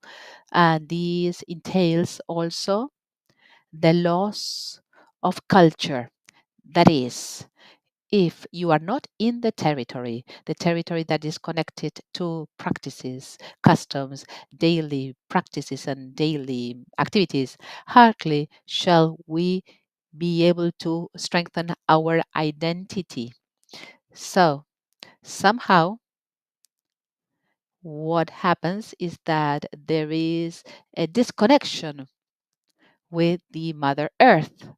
So, as long as our territories should be respected, should be taken into account, and I say respected by governments, by companies, by the Rouge groups, different stakeholders that are reaching our territory. Actually, if they are respected, we can sustain and empower cultural identity, and we will have a protected territory, a rich territory in flora, fauna, in biodiversity, in knowledge, because the peoples have knowledge, but certain special knowledge that we provide society in connection with life in balance with the planet. Thank you very much, Belkis. Jennifer, do you have any other question? Very much, Belkis. And so for Dr. Mohammed, you spoke, and I already quoted you, about indigenous languages reflecting the memory and being the treasure of civilization and humanity. And so I wanted to ask you, for you, what is the relationship between indigenous peoples and nature conservation from your personal perspective? I know you have many professional hats, but from your personal perspective. Thank you. On savait que les peuples autochtones You know that the indigenous people have maintain 80% of biodiversity. They've got the knowledge, the traditional knowledge. These indigenous people are the experts in managing nature. They are the experts. We need this expertise. We need to learn from them for the protection, because sometimes we protect nature in a wrong way. We stumble. This is why we need the international community. We're asking the indigenous people to help us. We need this traditional knowledge to manage nature. You know, we know that between nature and these indigenous people, there's an intimate relationship. They are living beings, and they have spirit, so they have nature. They live in harmony with nature. They are connected to nature, and it's there where we need to ask for help. We need to think about that. We need to consider it. If we miss this opportunity and we ask the wrong questions, we're going to have very terrible consequences, disastrous consequences. I really hope that we're going to listen to these indigenous populations. We have to ask the correct questions to them to get the right answers. Sometimes we ask the wrong questions and we're expecting the wrong answers. This is why I'm asking the right questions to get the correct answers. Thank you very much.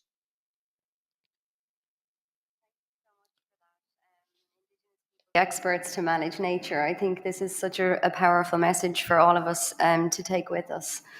So now I'll move to Ellen Gabriel, and I wanted to ask you about in your role as a filmmaker. You're making documentary films. You're a storyteller, and again, how do you view the connection between language and land? And maybe could you also speak to your role as a documentary filmmaker and how that can also support the revitalization and the protection of your language? Thank you. Yeah, that's a great question, because as an artist, and like I said, because we have 80% verbs, it's a very visual language. I grew up, both my parents were Kanyakahaga, and I grew up surrounded by that language and the stories. And it's about how do we honor the stories of our ancestors and the realities that they face. So being a documentary filmmaker now is about reclaiming the narrative that Indigenous people have been denied for so long. And reclaiming that narrative is about telling about our realities, the richness, our challenges, and it's about that relationship with the land, which our language teaches us. So, you know, the sun is our elder brother, and then it comes from our creation story. The moon is our grandmother. and all those kinship, the relationships that we have. But it's also fighting against the erasure of indigenous realities in history, especially in the Americas, in which the curriculum in the Americas does not reflect the colonial reality, the genocide that happened here.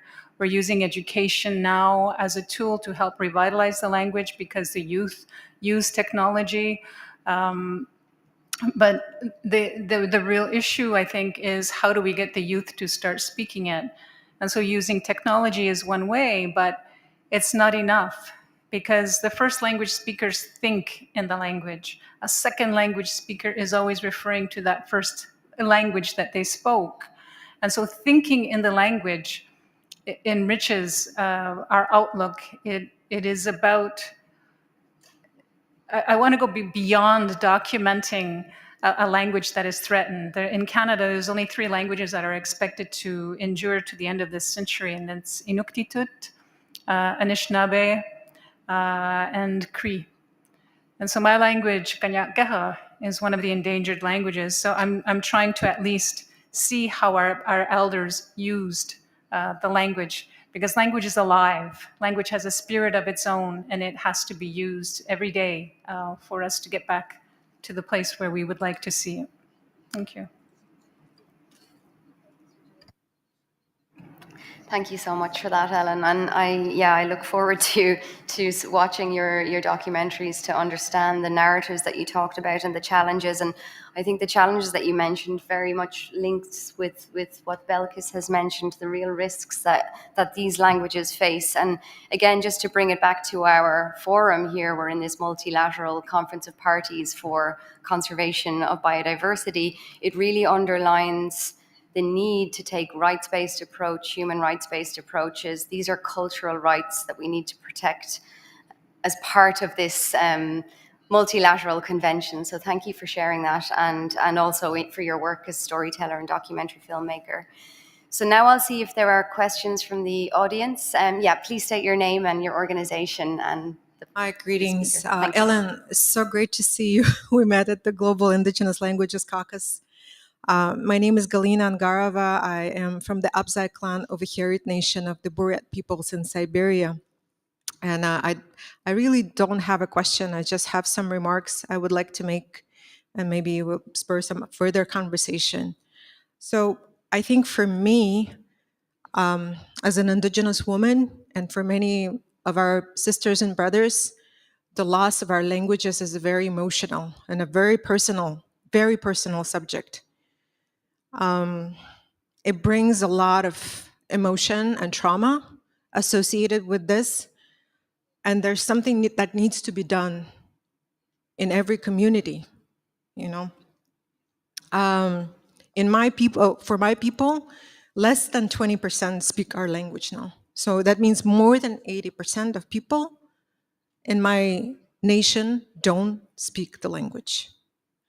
So our languages are our medicine. When we speak our language, we feel it with every cell of our body, right? It goes and heals every cell of our body, and our youth needs to understand it.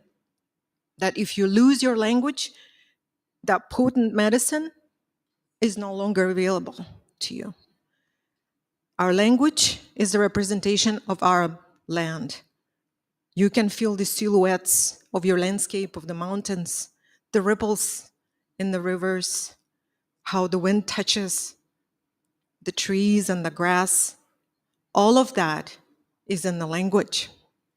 For many communities, like the communities in the north, there are many words of the snow, and it's vitally important for them because if they have a specific notion of the snow, so they know if it's safe to go out there to do hunting or not. So that's how it is connected, because we need to give those specific examples, right? So I also wanted to share that as we speak right now, today is the official opening of the Decade of Indigenous Languages in Paris. So UNESCO is hosting a meeting of the Global Task Force on Indigenous Languages, and our sisters and brothers are also advocating there. but we're not focusing on why is it important. Now we want to focus on how we're going to protect our languages, because it's enough speaking about how it is important to protect our languages. We need to think about the strategies, and to put these strategies, on the ground and support indigenous communities. A lot of funding, more than 90% of funding is being used to document, dissect, put in books, dictionaries, put our languages in dictionaries. But what really matters is that youth goes out there and use their language on the land. So that's why we need to focus on increasing the numbers of speakers, fluent speakers. And how is this done?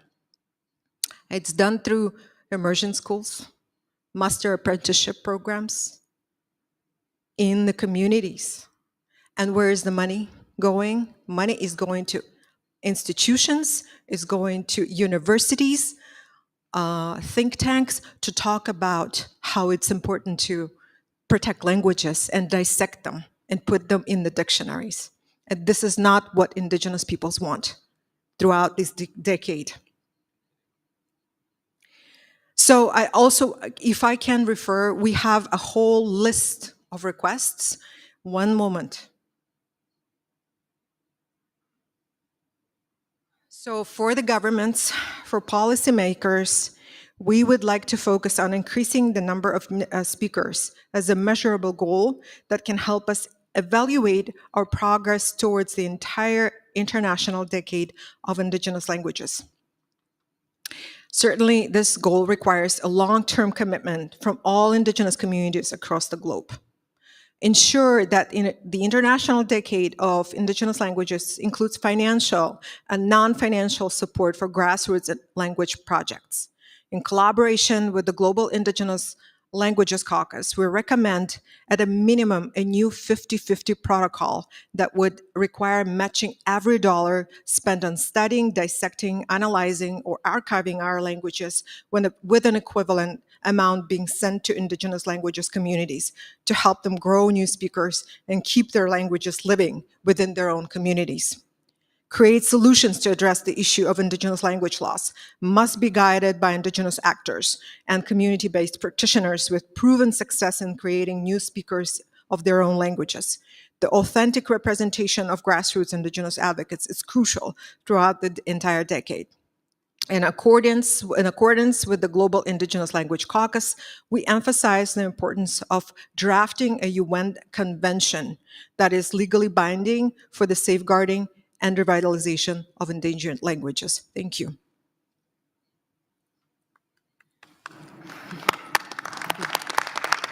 I would invite my panel members to respond.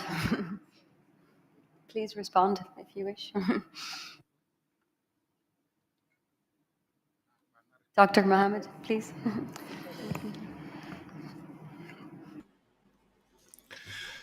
Muchas gracias.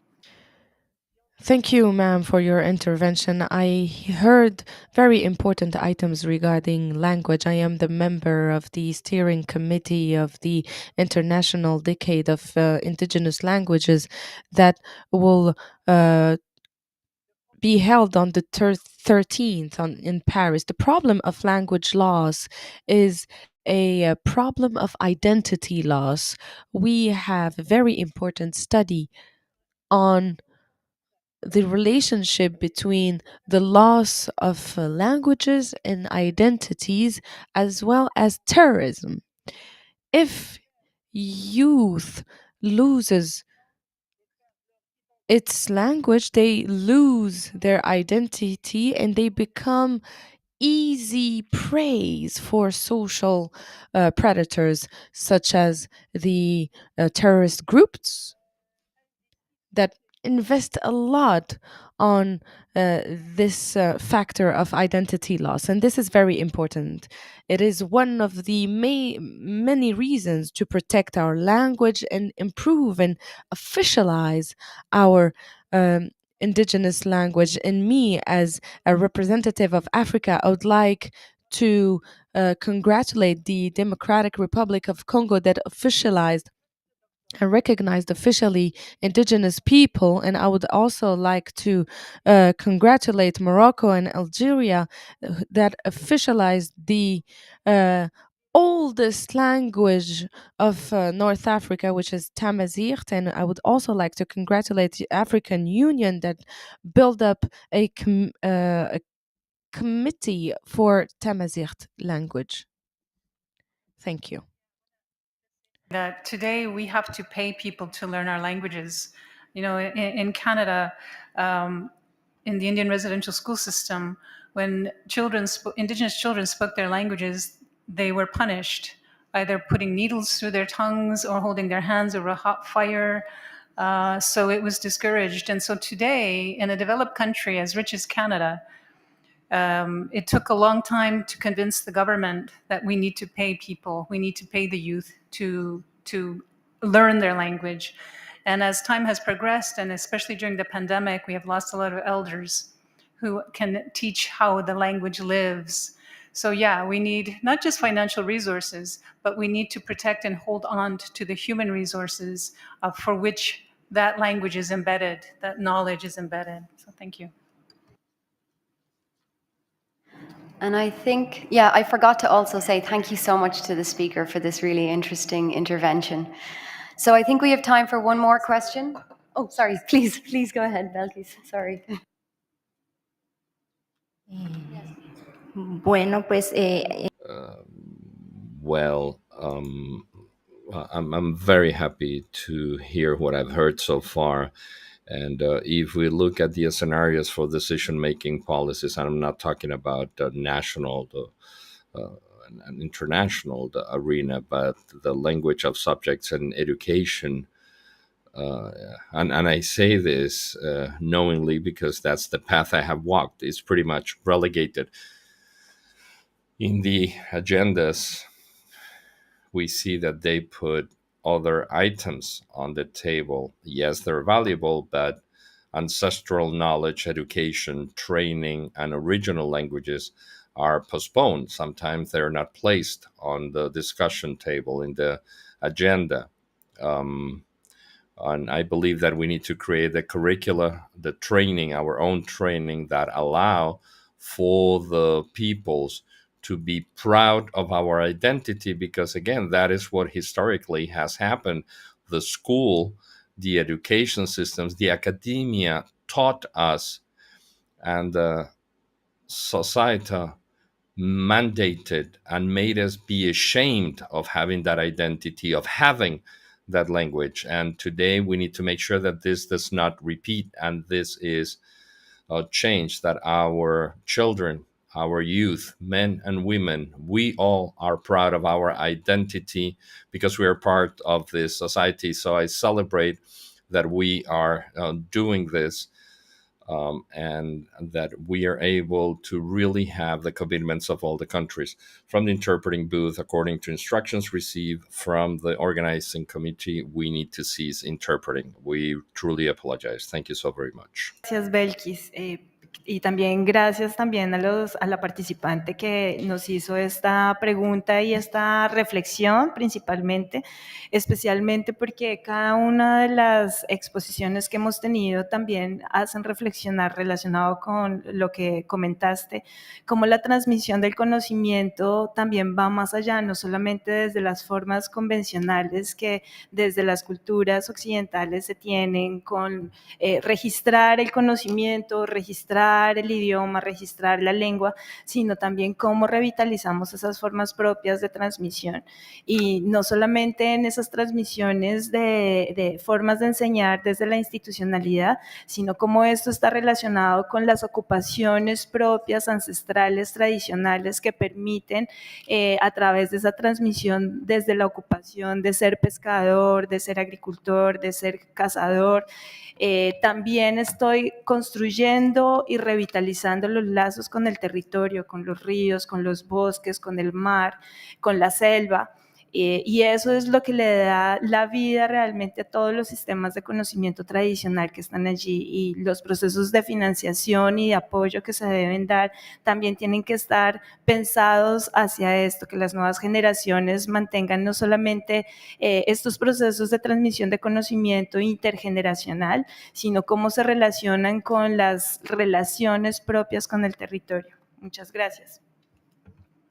Thank you both very, very much. I think we're allowed to have one more question. So please, sir, I know you've been waiting. Thank you. Ancestral saludo, yo soy José Santos Caicedo, con el ombligo enterrado en el Pacífico Sur colombiano. Eso del ombligo para decir que tenemos costumbres, tenemos tradición también como pueblo afrodescendiente. Y en esa dirección preguntarle a las y al panelista qué opinión le merece que en la convención, además de que Naciones Unidas declaró la década de los afrodescendientes, en la Convención Marco sobre Biodiversidad solo se hable de pueblos originarios y comunidades locales. ¿No creen ustedes que se debiera también ampliar a pueblos afrodescendientes? Esa es la pregunta para las y el panelista. Muchas gracias. I'm afraid that we didn't have the translation, but I will ask Belkis, please, to respond as a Spanish speaker.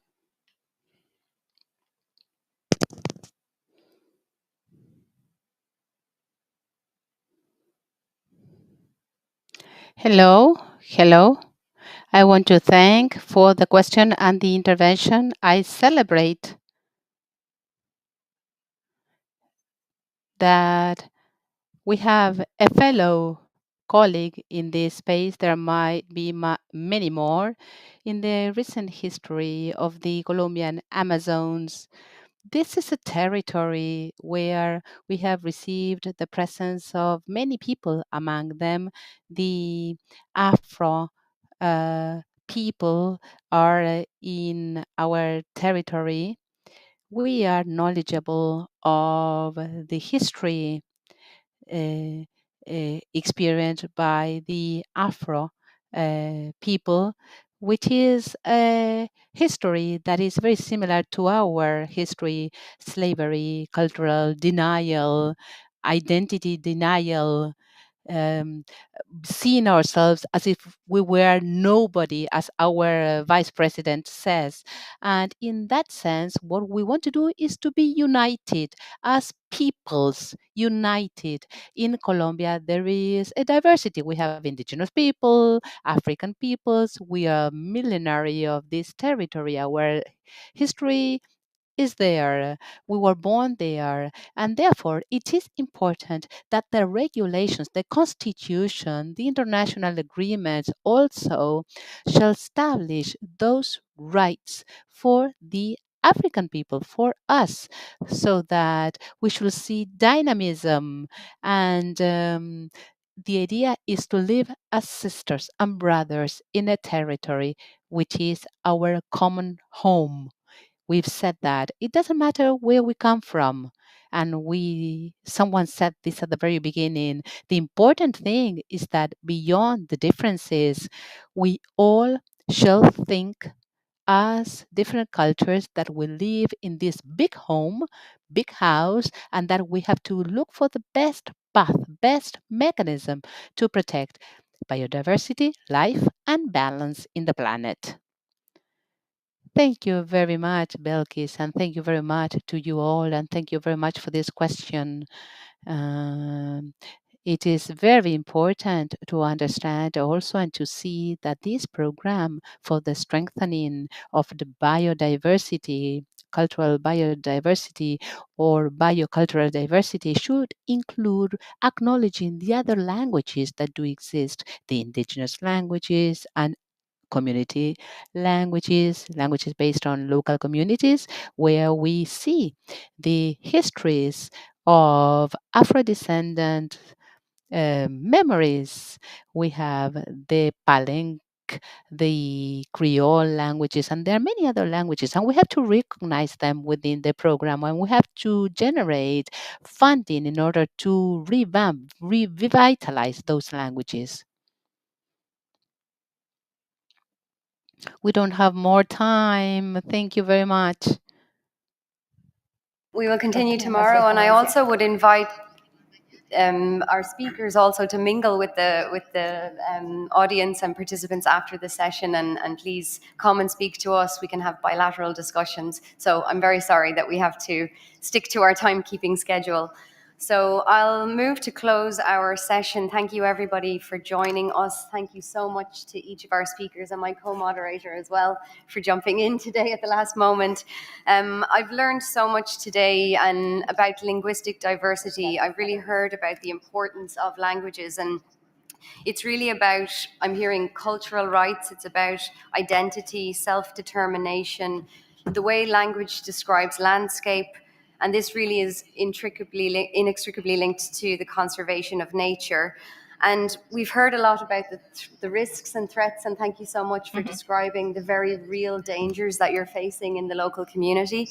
But we're also hearing hopeful solutions and way forward. So storytelling, video documentary, immersive community approaches, and really focusing on growing numbers of speakers to keep the language alive. And I think that as part of this International Decade of Indigenous Languages, we really need to think, those of us in the global community, about what we can do to preserve and revitalize and support all of these languages. So thank you once again, and I'll close this session. Thanks.